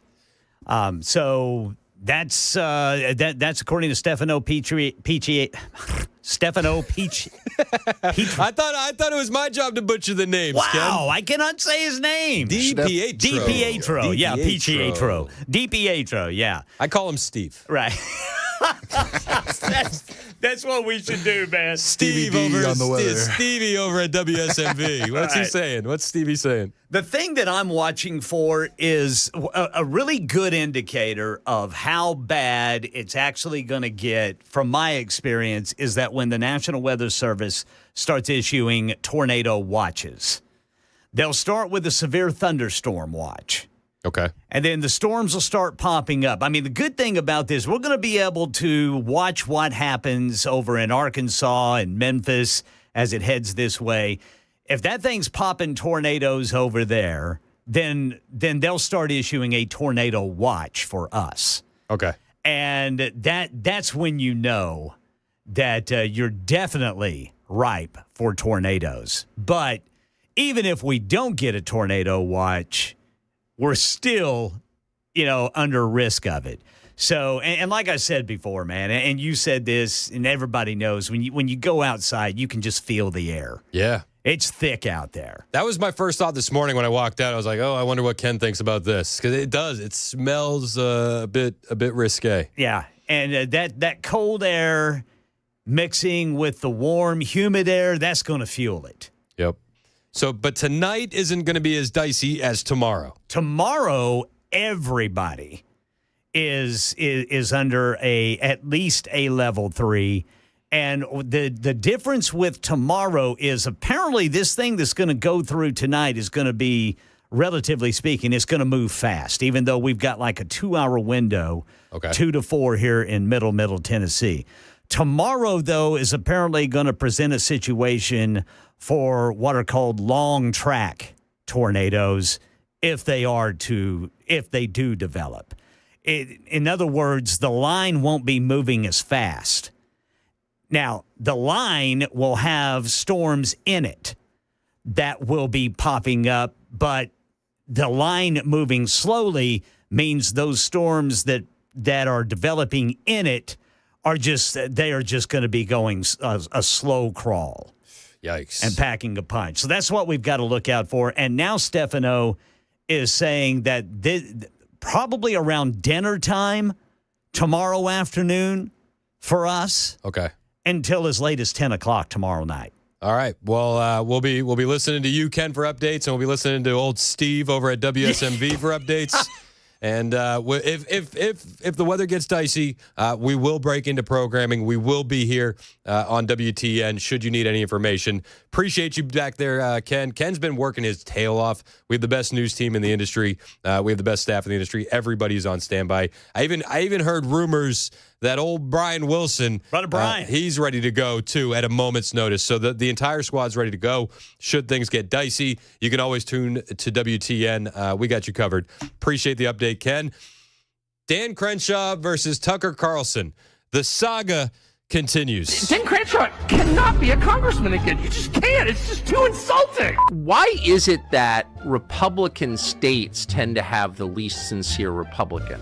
Dan Crenshaw, apparently still a member of Congress. And the next time he ends up and says, but you don't understand the threat. Shut up, Dan Crenshaw. Just about had it with you. Neocon Congressman Dan Crenshaw, Nikki Haley of Texas. The single most left-wing member of Congress I've ever met personally is a Republican from this area who has no interest in the United States whatsoever and does not even pretend. I'm not going to name names. Yeah, it's Dan Crenshaw, the most liberal, most left-wing person I've ever met. And so they're easily bullshitted by the posturing jackasses in Washington. That's why Dan Crenshaw has a job. You, Dan Crenshaw, you're the one whose own children languished and died while you focused on the neighbor's kids. That person is an enemy of everything that you voted for. So that's Tucker versus Dan Crenshaw in a nutshell. Sorry about the beeped, the unbeeped word that we dumped, but the stream got a little taste. That's why it's important to be watching on YouTube, right? So you can hear those bad words. Oh, you can hear those bad words. All right, about Dan Crenshaw. About Dan Crenshaw, the Nikki Haley of Texas, if you will. All right, so the saga continues. Dan Crenshaw was on Piers Morgan. So just to recap, Dan Crenshaw got caught on a hot mic saying if he ever ran into Tucker Carlson, he would bleeping kill him. And then he said, I'm not joking. Dan Crenshaw was on with Piers Morgan, and he had more words for Tucker Carlson. And Dan Crenshaw says that Tucker was begging him to go on his show. You know, he's begged us to go on his show since that time. We said, look, why don't you how about a moderated debate? And he said, oh, no, I'm not going to do that. So, you know, he's not, I don't think he's a very serious person. I think he used to be. Don't see that anymore, right? It's like I'm out of control on Twitter because every once in a while I respond harshly to lies told about me. Yeah, I just don't take it lying down. Yeah, that's me. No, I apologize to no one for it. That's old Eye Patch McCain, Dan Crenshaw out of Texas. In the same interview, he said, Tucker doesn't actually have any reasons why he doesn't like me. And I don't know, in the previous clip I played, he calls him a neocon, a warmonger, says he cares more about other people than the citizens of this country. Tucker has many reasons to dislike Dan Crenshaw. And Dan Crenshaw saying Tucker's begging him to come on. Oh, we can do a moderated debate. It's like, that's not Tucker's style. Tucker is much more of a conversation guy, but he called him out again on the Tucker Carlson show, this time with Chris Cuomo. They were talking about Dan Crenshaw. Tell you to ask Dan Crenshaw, but he's not going to take your No, call, he's not for gonna- sure. he's not going to come Calling on him that. a liberal. But you wonder, Dan Crenshaw is emotionally out of control, and I feel for. Honestly, I've not. Well, stop provoking him then. I didn't even provoke him. I just pointed out. You provoked him. I saw it on stage. His state was just invaded by Mexico, and he's worried about Ukraine. It's like, what? Wake up, son. Here are your duties. Let me put them in order. To your family, to your community, to your voters, to your state, to your nation, and maybe Ukraine down there at the bottom. But anyway, that's all I was saying. Listen, politics is WWF these days, and it's like the new hip hop beefs of the 90s. That's politics right now. It is entertainment, and a lot of people are entertained by this. I want to see a conversation between Dan Crenshaw and Tucker Carlson. Tucker doesn't hold back. He never holds back. Tucker actually isn't just calling out Dan Crenshaw when it comes to Republicans. He's now also calling out one Tom Cotton. And I've never been a huge fan of Tom Cotton. I don't think if you read Vibes and Energy, Tom Cotton doesn't really pass the sniff test. Tom Cotton is the senator out of Arkansas. And during that same conversation with Chris Cuomo, Tucker had this to say about Tom Cotton. Here are the consequences of doing that. Someone has applied very serious pressure on this person. Pressure so serious that that person is willing to humiliate himself. So wait a minute. Here's the part I don't So understand. who's that person exerting the pressure? So the pressure that he's talking about is the pressure to not release the JFK files. You are uniquely qualified to get this answer because one of us can call the president of the United States right now and ask him. And the other one is me. So why don't you know? That's a great question. It's the only kind I ask. So what I brought to it was the knowledge that a member of the Senate Intel Committee, I'm not guessing, called over and said, you cannot appoint this person. So why don't you expose that person, first of all, so we can start chasing Tom after Cotton him or her? of Arkansas did that. Tom Cotton? Yes, correct. And did you ask him? I haven't. No, I haven't asked him. Tom Cotton of Arkansas is the reason why we haven't had the JFK files yet, according to Tucker Carlson. We'll keep you updated should Senator Tom Cotton respond a bit more. He has denounced Tucker's allegation that he's fighting against the JFK assassination, but I think that this is just the tip of the iceberg in that conversation, and I'm here for it. I'm here for it. It's 11:48. Super Talk 99.7 WTN.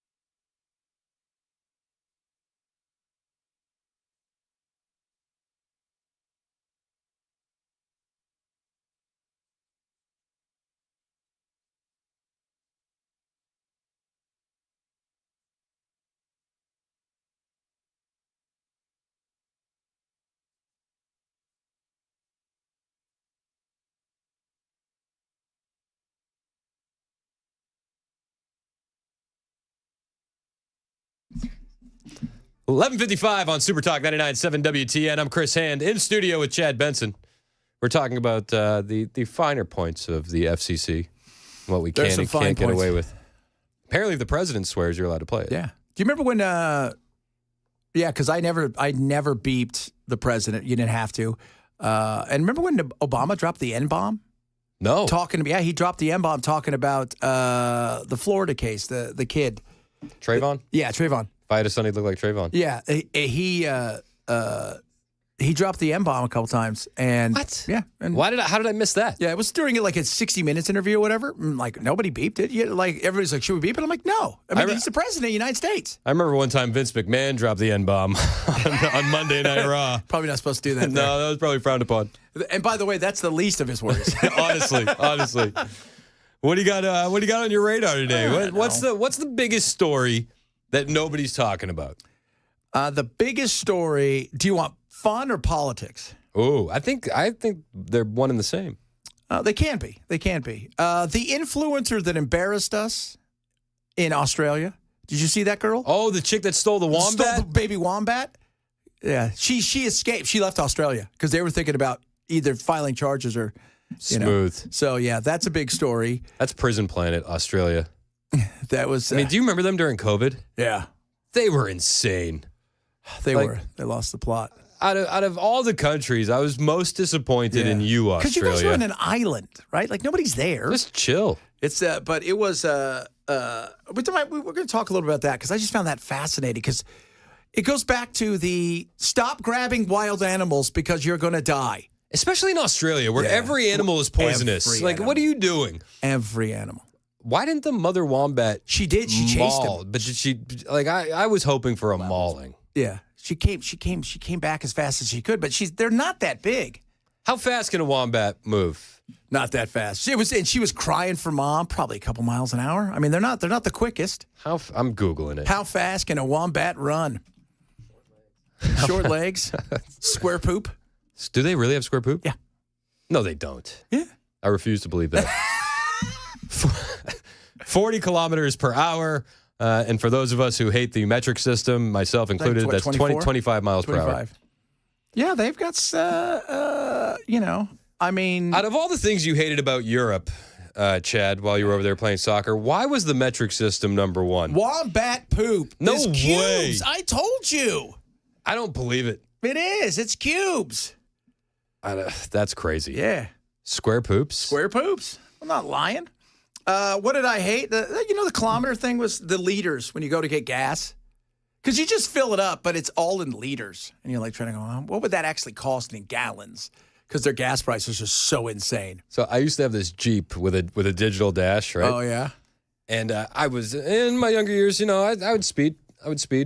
And I had this plan, should I get pulled over, to switch it over to kilometers and say, I'm so sorry, officer. I don't know. But my nephew did this, and I haven't been able to get it back. I don't know how to switch it back and see if that would get me out of a ticket. I never had to do it, but it was always in the back of my head. It's weird. Like we used to have on all of ours, we would have, because, back in the day, you're probably too young to know this, but there was the regular dashboard had, just the needle went back and forth, and it would have miles per hour, and it also have kilometers in a lot of those things. Yes. And so you can say, oh, man, I'm doing 145 kilometers an hour. So I grew up in Massachusetts, but we had a friend that and I'm still friends with the guy. I love him. He's from Waterloo, Canada.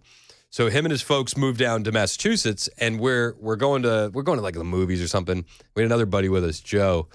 I look over at Joe as we're driving, and Joe's like sweating bullets. I'm like, what's wrong, dude?